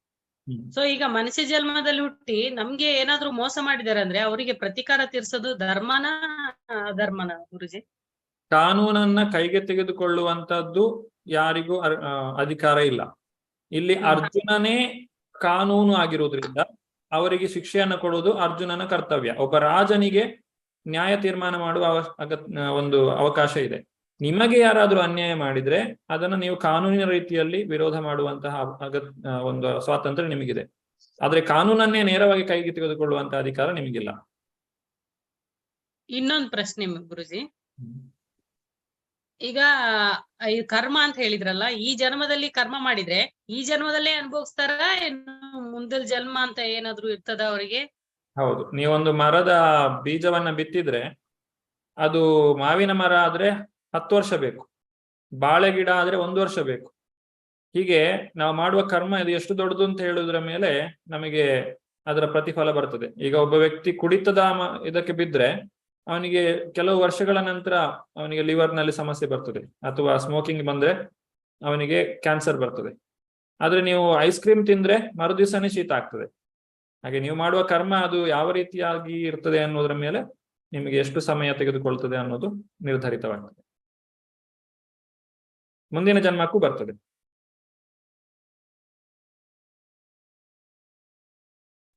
ಹರೇ ಕೃಷ್ಣ ಗುರುಜಿ. ಪ್ರಭುಜಿ, ಹರೇ ಕೃಷ್ಣ. ದೇಹ ತ್ಯಾಗ ಮಾಡಿದ ತಕ್ಷಣನೇ ಜೀವಾತ್ಮ ಬೇರೆ ದೇಹಕ್ಕೆ ಹೋಗಕ್ಕೆ ಎಷ್ಟು ಸಮಯ ಬೇಕಾಗುತ್ತೆ? ಇದಕ್ಕೆ ನಾನು ಮೊನ್ನೆ ಕೂಡ ಉತ್ತರ ಕೊಟ್ಟಿದ್ದೇನೆ. ಇದು ಹೇಗೆ ಅಂದ್ರೆ, ನೀವು ವಿಚಾರಣೆ ಇದೆ, ನಾವು ಮಾಡಿದಂತಹ ಎಲ್ಲ ಪಾಪ ಪುಣ್ಯಗಳನ್ನ ಲೆಕ್ಕ ನಂತರನೇ ನಮಗೆ ಇನ್ನೊಂದು ಶರೀರವನ್ನ ಕೊಡುವಂತಹದ್ದು. ಒಬ್ಬ ವ್ಯಕ್ತಿ ಪುಣ್ಯವಂತನಾಗಿದ್ರೆ ಅವನು ಸ್ವರ್ಗಲೋಕಕ್ಕೆ ಹೋಗ್ಬೋದು, ಪಾಪಿ ಆಗಿದ್ರೆ ಆತನು ನರಕಲೋಕಕ್ಕೆ ಹೋಗ್ಬೋದು. ಆದ್ರೆ ಅವನ ಪ್ರಯಾಣ ತಕ್ಷಣವೇ ಪ್ರಾರಂಭವಾಗ್ತದೆ. ಯಾವಾಗ ಶರೀರವನ್ನು ತ್ಯಾಗ ಮಾಡ್ತಾನೋ ಪ್ರಯಾಣ ಶುರುವಾಗ್ತದೆ. ಆದ್ರೆ ಅವನ ಆ ಒಂದು ಗಮ್ಯ ಸ್ಥಿತಿಯಲ್ಲಿ ಅವನು ಎಲ್ಲಿ ಹೋಗಿ ಮುಟ್ತಾನೆ ಅದು ಬೇರೆ ಬೇರೆ ಆಗಿರೋದ್ರಿಂದ ಹೀಗೆ ಆಗ್ತದೆ ಅಂತ ಹೇಳಲಿಕ್ಕೆ ಬರುದಿಲ್ಲ. ಒಂದು ವೇಳೆ ಹುಟ್ಟಿದ ಕೂಡಲೇ ಅವನಿಗೆ ಇನ್ನೊಂದು ಶರೀರ ಸಿಗ್ಬೋದು, ಅಥವಾ ಹುಟ್ಟಿದ ಮೇಲೆ ಅವನು ಸ್ವರ್ಗಕ್ಕೆ ಹೋಗಿ ಅಲ್ಲಿ ಜೀವನ ನಡೆಸಿ ಮತ್ತೆ ಇಲ್ಲಿ ಬರ್ಬೋದು, ಅಥವಾ ನರಕಕ್ಕೆ ಹೋಗಿ ಬರ್ಬೋದು. ಈ ರೀತಿ ಬೇರೆ ಬೇರೆ ಸಾಧ್ಯತೆಗಳು ಇವೆ.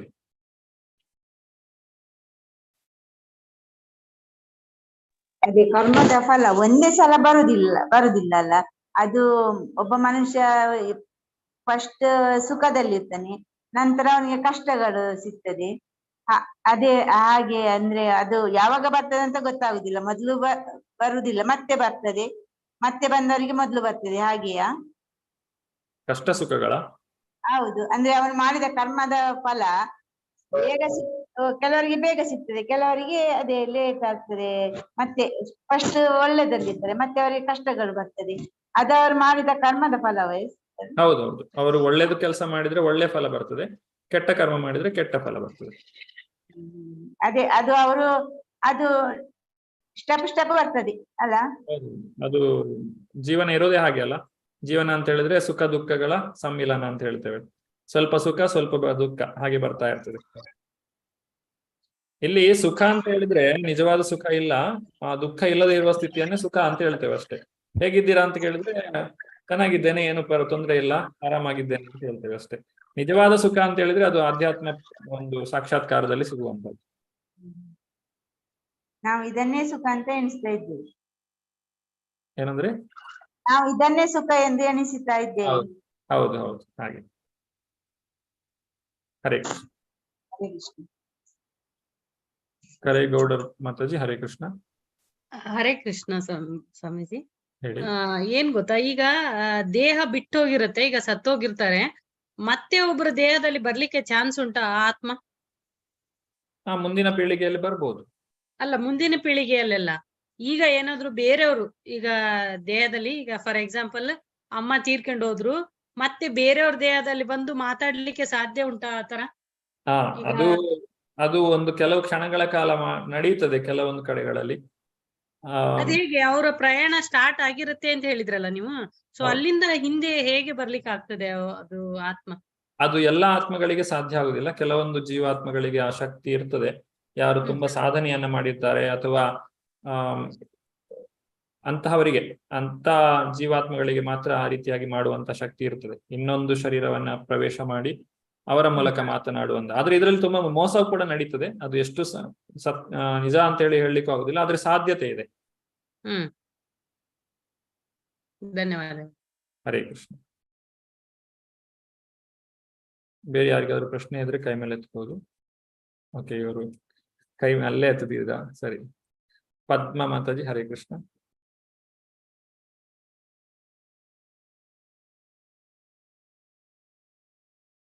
ಅನ್ಮ್ಯೂಟ್ ಮಾಡ್ಕೊಳ್ಳಿ. ಹರೇ ಕೃಷ್ಣ ಗುರುಜಿ. ಹರೇ. ಈಗ ಕರ್ಮ ಅನ್ನೋದು ನಮ್ಮ ದೇಹಕ್ಕೆ ಸಂಬಂಧಪಟ್ಟಿರೋದು ಅಥವಾ ಆತ್ಮಕ್ಕೆ ಸಂಬಂಧಪಟ್ಟಿರೋದು? ಈಗ ಹುಟ್ಟಿದಾಗ ನಮ್ಗೆ ಈಗ ಕರ್ಮದಲ್ಲಿ ನೋವು ಆಗುತ್ತೆ, ಅದು ನೋವು ದೇಹದಿಂದ ಆದ್ರೆ ಆತ್ಮ ಯಾಕೆ ನೋವು ಪಡ್ಬೇಕು? ಆತ್ಮದಿಂದ ಕರ್ಮ ಬಂದಿದ್ರೆ ದೇಹ ಯಾಕೆ ನೋವು ಅನುಭವಿಸ್ಬೇಕು ಗುರುಜಿ? ಈಗ ನಾವು ದೇಹವೋ ಆತ್ಮವೋ ಅನ್ನೋದು ಮೊದಲನೇ ಪ್ರಶ್ನೆ. ಹೌದು.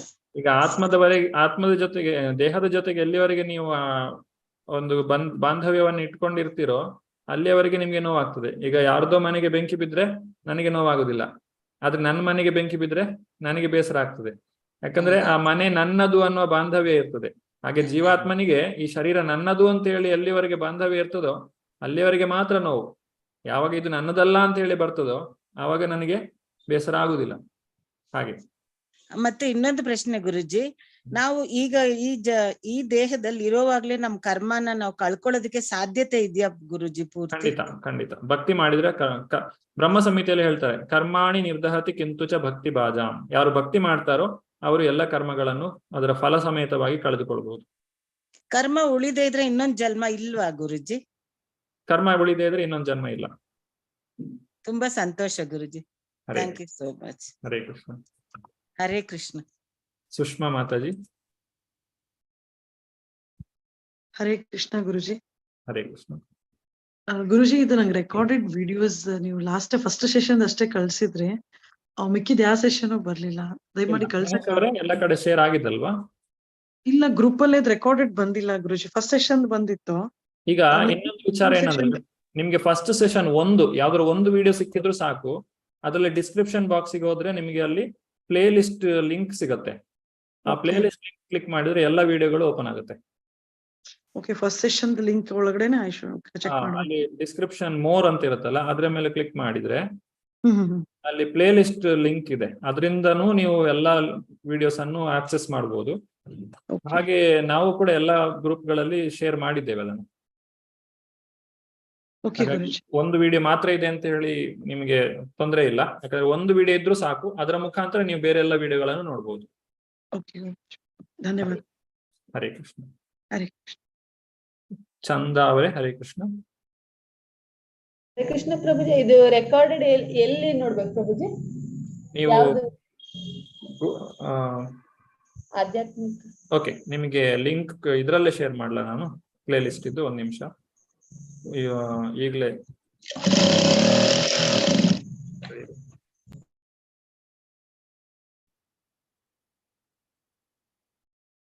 1 ನಿಮಿಷ ಸಮಯಾವಕಾಶ ಕೊಡಿ.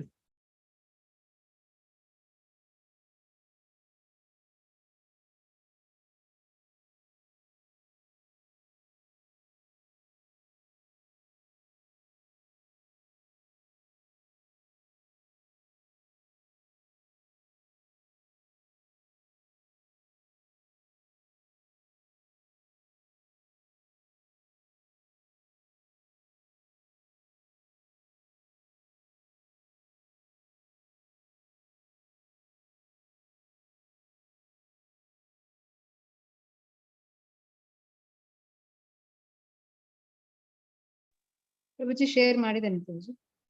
ನೀವು ಶೇರ್ ಮಾಡಿದ್ರಾ? ಎಸ್ ಪ್ರಭುಜಿ. ಓಕೆ,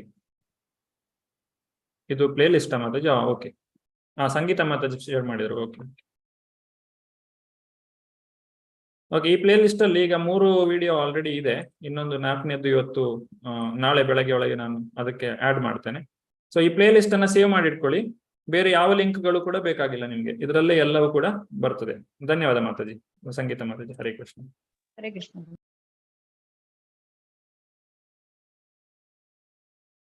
ಬೇರೆ ಯಾರಿಗಾದ್ರೂ ಪ್ರಶ್ನೆ ಇದೆಯಾ? ಸತೀಶ್ ಅವರೇ, ಹರೇ ಕೃಷ್ಣ. ಅನ್ಮ್ಯೂಟ್ ಮಾಡ್ಕೊಳ್ಳಿ. ಸರ್ ನಮಸ್ತೆ.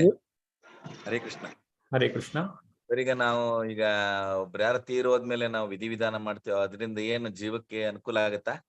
ಹೌದು, ಯಾಕಂದ್ರೆ ಅವರಿಗೆ ತಮ್ಮ ಮುಂದಿನ ಪ್ರಯಾಣ ಏನಿದೆ ಅದಕ್ಕೆ ಬಹಳಷ್ಟು ಸಹಾಯವನ್ನ ಅದು ಮಾಡ್ತದೆ. ಈಗ ನಾವು ಕೊಡುವಂತಹ ಏನು ಅರ್ಘ್ಯ, ಇದು ಪಿಂಡ ಪ್ರದಾನ ಇದೆ, ಅದು ಭಗವಂತನಿಗೆ ನೈವೇದ್ಯ ಮಾಡಿದ್ದ ಆಹಾರ ಆಗಿರ್ತದೆ. ಅದನ್ನ ಕೊಡುವುದರಿಂದ ಅವರಿಗೆ ಅದು ತಲುಪ್ತದೆ, ಆ ಆಹಾರ ಅದು ಅವರಿಗೆ ಹೋಗಿ ತಲುಪ್ತದೆ. ಅವರ ಪ್ರಯಾಣದಲ್ಲಿ ಅದು ಸಹಾಯವನ್ನ ಮಾಡ್ತದೆ. ಮುಖ್ಯವಾಗಿ ಭಗವಂತನ ಪ್ರಸಾದವನ್ನ ಸ್ವೀಕಾರ ಮಾಡುವ ಅವಕಾಶ ಪಡೀತಾರೆ ಅವರು. ಮತ್ತೆ ನಾವು ಮಾಡುವ ಎಲ್ಲ ಒಳ್ಳೆಯ ಕಾರ್ಯ, ಅವರ ಹೆಸರಿನಲ್ಲಿ ಏನೆಲ್ಲ ಒಳ್ಳೆ ಕೆಲಸ ಮಾಡ್ತೇವೆ ಅದರ ಫಲವು ಕೂಡ ಅವರಿಗೆ ಹೋಗಿ ತಲುಪ್ತದೆ. ಹಾಗೆ ಅಂತೇಳಿ ನಾವು ಸುಮಾರು ಜಾಸ್ತಿ ವಿಧಿವಿಧಾನಗಳು ಮಾಡಿದ್ರೆ ಅವ್ರದೆಲ್ಲವೂ ಪಾಪಗಳು ಅವ್ರದ್ದು ಹೋಗುತ್ತಾ ಅಂತ? ಖಂಡಿತವಾಗಿಯೂ, ಖಂಡಿತ. ನಿಮಗೆ ಅವರ ಮೇಲೆ ಎಷ್ಟು ಪ್ರೀತಿ ಇದೆಯೋ ಅದರ ಮೇಲೆ ನೀವು ಅವರಿಗೆ ಒಳಿತನ್ನ ಮಾಡಬಹುದು. ಭಕ್ತಿ ಮಾಡೋದ್ರಿಂದ ಎಲ್ಲಾ ಸಮಸ್ಯೆಗಳಿಗೂ ಕೂಡ ಅದು ಪರಿಹಾರ. ಒಂದೇ ಪರಿಹಾರ ಅಂತ ಹೇಳಿದ್ರೆ ಭಕ್ತಿ. ಭಗವಂತನ ಭಕ್ತಿಯನ್ನ ಯಾರು ಮಾಡ್ತಾರೆ, ಪ್ರಹ್ಲಾದ ಮಹಾರಾಜನಿಗೆ ಹೇಳ್ತಾರೆ, ನಿಮ್ಮ 21 ಜನ್ಮಗಳೇನಿದೆ ಅವರೆಲ್ಲರೂ ಕೂಡ ಉದ್ಧಾರ ಆಗ್ತಾರೆ ಭಗವಂತನ ಭಕ್ತಿ ಮಾಡೋದ್ರಿಂದಾಗಿ. ಹರೇ ಕೃಷ್ಣ. ಹರೇ ಕೃಷ್ಣ. ನಮಸ್ಕಾರ. ಪದ್ಮಾ ಮಾತಾಜಿ. ಹರೇ ಕೃಷ್ಣ ಗುರುಜಿ. ಇನ್ನೊಂದು ಪ್ರಶ್ನೆ, ಸಣ್ಣದು ದೊಡ್ಡದು ಗೊತ್ತಿಲ್ಲ. ಈಗ ಯಾತ್ರೆಗೆ ಹೋಗ್ತಾರೆ ಕಾಶಿಗೆ ಮತ್ತೆ ಮಾನಸ ಸರೋವರಗೆ ಎಲ್ಲ, ಒಂದು ದೈವದತ್ತವಾಗ್ಲೋ ಏನೋ ಅಲ್ಲಿ ಅವ್ರಿಗೆ ಪ್ರಾಣ ಹೋಗುತ್ತೆ. ಆವಾಗ ಆತ್ಮ ಒಳ್ಳೆ ಸ್ಥಾನದಲ್ಲಿ ಸೇರ್ತು ಅಂತ ನನ್ನ ಅಭಿಪ್ರಾಯ. ಮತ್ತೆ ಕೆಲವೊಂದು ಈ ಮಮಕಾರಗಳು ಅವ್ರ ಫ್ಯಾಮಿಲಿಯಲ್ಲಿ ಇರೋರು ವಾಪಸ್ ದೇಹನ ಇಲ್ಲಿಗೆ ತಗೊಂಡ್ ಬರೋಷ್ಟರಲ್ಲಿ 3 ದಿನ ಆಗುತ್ತೆ. ಅದು ತಂದು ಇಲ್ಲಿ ಅದಕ್ಕೆ ಸಂಸ್ಕಾರಗಳು ಮಾಡ್ತಾರೆ ಅಲ್ವಾ. ಆವಾಗ ಅದು ಇಲ್ಲಿ 3 ದಿನಕ್ಕೆ ಬರೋ ಅಷ್ಟರಲ್ಲಿ ಅದು ತುಂಬಾ ಹದಗಟ್ಟಿರುತ್ತೆ. ಆಗ ಯಾರು ಅದ್ರ ಹತ್ರ ಹೋಗೋದಕ್ಕೇನು ಹೆದರೋ ಅಂತ ಒಂದು ಪರಿಸ್ಥಿತಿ ಬಂದಿರುತ್ತೆ. ಅವಾಗ ದೇಹಕ್ಕೆ ಮೋಕ್ಷ ಸಿಕ್ತೋ ಇಲ್ಲ ಆತ್ಮಕ್ಕೆ ಮೋಕ್ಷ ಸಿಕ್ತೋ, ಇನ್ನೊಂದು ಅದನ್ನ ತರಬಹುದೋ ಇಲ್ಲ ಅಲ್ಲೇ ಮಾಡಿದ್ರೆ ಒಳ್ಳೇದು ಅಂತ ನನ್ನ ಅಭಿಪ್ರಾಯ. ಅದು ತರೋದು ಎಷ್ಟು ಒಳ್ಳೇದು, ಅಲ್ಲೇ ಮಾಡೋದು ಎಷ್ಟು ಒಳ್ಳೇದು ಗುರುಜಿ? ಮೋಕ್ಷ ಅನ್ನುವಂಥದ್ದು ಜೀವಾತ್ಮನಿಗೆ ಮಾತ್ರ, ಶರೀರಕ್ಕೆ ಮೋಕ್ಷ ಇಲ್ಲ. ಶರೀರ ಮಣ್ಣಾಗಿ ಹೋಗ್ತದೆ ಅಷ್ಟೇ. ಅಲ್ಲೇ ಮಾಡ್ಬೇಕೋ ಇಲ್ಲಿ ತರಬೇಕೋ ಅನ್ನುವಂಥದ್ದು ಸಂಬಂಧಿಕರಿಗೆ ಬಿಟ್ಟ ವಿಷಯ. ಅದು ನಾವು ಹೇಳಲಿಕ್ಕೆ ಬರೋದಿಲ್ಲ, ಅವರೇ ನಿರ್ಧಾರ ಮಾಡ್ಬೇಕು. ಅದರಲ್ಲಿ ನಮ್ಮ ನಾವು ರೂಲ್ಸ್ ಮಾಡ್ಲಿಕ್ಕೆ ಬರೋದಿಲ್ಲ ಅದರಲ್ಲಿ. ಹರೇ ಕೃಷ್ಣ ಗುರುಜಿ. ಹರೇ ಕೃಷ್ಣ. ರೇಣುಕಾ ಮಾತಾಜಿ.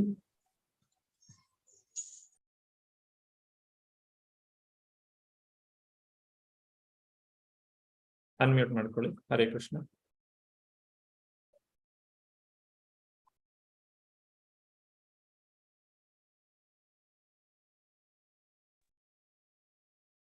ಹಲೋ. ಹರೇ ಕೃಷ್ಣ, ಹೇಳಿ. ಪ್ರಭುಜಿ ನಮಸ್ತೆ. ನಮಸ್ತೆ. ಹಲೋ ಸರ್, ಕೇಳಿಸ್ತಿದ್ಯಾ? ಹೌದು ಸರ್, ಗ್ರೂಪ್ ಅಲ್ಲಿ ಅದು ಶೇರ್ ಮಾಡ್ತೀರಾ ವಿಡಿಯೋ? ನಾನು ಸೆಕೆಂಡ್ ಚಾಪ್ಟರ್ ಇಂದ ಕೇಳ್ತಾ ಇದ್ದೀನಿ ನಿಮ್ದು. ನನ್ಗೆ ಗ್ರೂಪ್ ಜಾಯ್ನ್ ಆಗಿರ್ಲಿಲ್ಲ ನಾನು ಇನ್ನು, ಅದಕ್ಕೋಸ್ಕರ ಸರ್. ಇದು ಯೂಟ್ಯೂಬ್ ವಿಡಿಯೋ ಅಲ್ಲ ಮಾತಾಜಿ? ಹೌದಾ, ಅದೇ ನನ್ಗೆ ಗ್ರೂಪ್ ಅಲ್ಲಿ ಶೇರ್ ಮಾಡ್ತೀರಾ? ನನ್ಗೆ ಗೊತ್ತಿಲ್ಲ ಅದು ಎಲ್ಲಿ ಸಿಗುತ್ತೆ ಏನಂತ ವಾಟ್ಸ್ಆಪ್ ಸರ್ಚ್ ಗ್ರೂಪ್ ನಲ್ಲಿ ಶೇರ್ ಮಾಡ್ತೇವೆ. ಹಾ. ಒಂದು ವೇಳೆ ಬೇಕಂದ್ರೆ ಈಗಲೇ ಇಲ್ಲೇ ಚಾಟ್ ಬಾಕ್ಸ್ ನಲ್ಲೇ ಇದೆ, ಅದನ್ನು ಕೂಡ ನೀವು ಕಾಪಿ ಮಾಡ್ಕೋಬಹುದು. ಗ್ರೂಪ್ ನಲ್ಲಿ ಕೂಡ ಶೇರ್ ಮಾಡ್ತೇವೆ. ಗ್ರೂಪ್ ಅಲ್ಲಿ ಶೇರ್ ಮಾಡ್ಬಿಡಿ ಗುರುಜಿ, ನಂಗೆ ಗೊತ್ತಾಗಲ್ಲ ಅದಕ್ಕೋಸ್ಕರ. ಓಕೆ, ನಿಮ್ಗೆ ಒಂದ್ ವೇಳೆ ಸಿಗ್ಲೇ ಇಲ್ಲ ಅಂತ ಹೇಳಿದ್ರೆ ನೀವು ಈ ನಂಬರ್ಗೆ ಒಂದು ಮೆಸೇಜ್ ಹಾಕಿ 9632098205. ನಾನು ನಿಮ್ಗೆ ಪರ್ಸನಲ್ ಆಗಿ ಕಳಿಸ್ಕೊಡ್ತೇನೆ.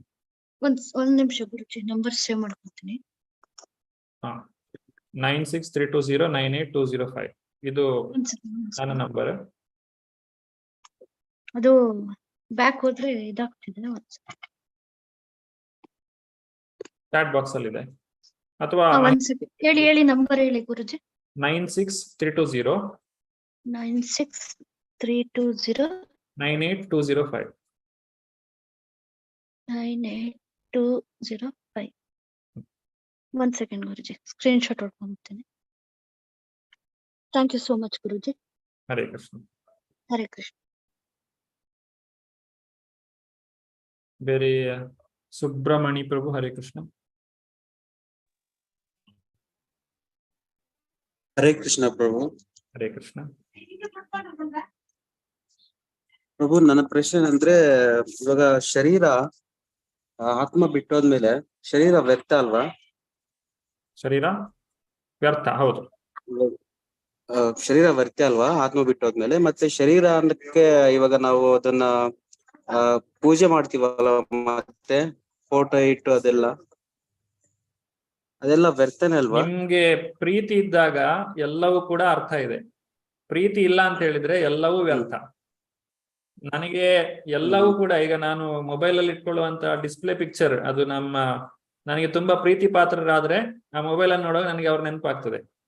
ಅದು ವ್ಯರ್ಥ ಅಂತ ಹೇಳಿಕ್ಕೆ ಬರುದಿಲ್ಲ. ಅದಕ್ಕೆ ನೀವು ವೈಜ್ಞಾನಿಕವಾಗಿ ನೋಡಿದ್ರೆ ಅದು ಶರೀರ, ಅದು ಒಂದು ಜೀವ ಇಲ್ಲದೆ ಒಂದು ವಸ್ತು.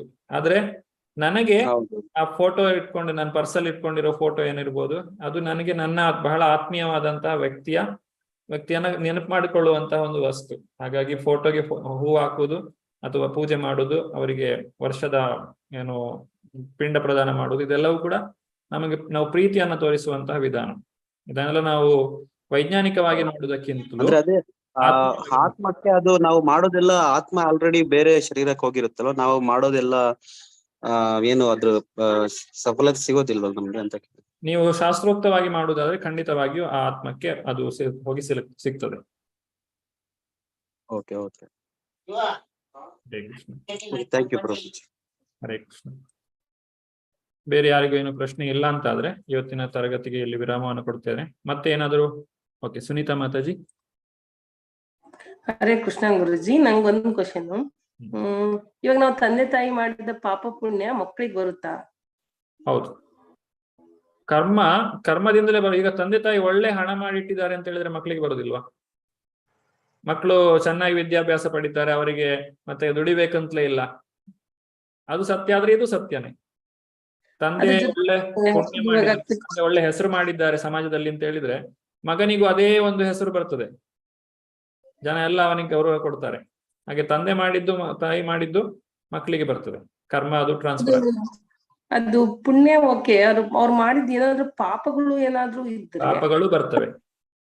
ಅಜ್ಜ ಮಾಡಿದ ಪಾಪ ಅಂತ ಹೇಳ್ತೇವಲ್ಲ, ಯಾರೋ ತಾತ ಮಾಡಿದ ಪಾಪ ಈಗ ನಾನು ಅನುಭವಿಸ್ತಾ ಇದ್ದೇನೆ ಎಂದು ಜನ ಮಾತಾಡ್ಕೊಳ್ತಾರೆ. ಹಾಗೂ ಆಗುತ್ತೆ, ಯಾಕಂದ್ರೆ ನಾವು ಎಲ್ಲ ಸಾಲ ಮಾಡಿಟ್ರೆ ಅದು ಮಕ್ಕಳು ಅದನ್ನು ತೀರಿಸ್ಬೇಕಾಗ್ತದೆ.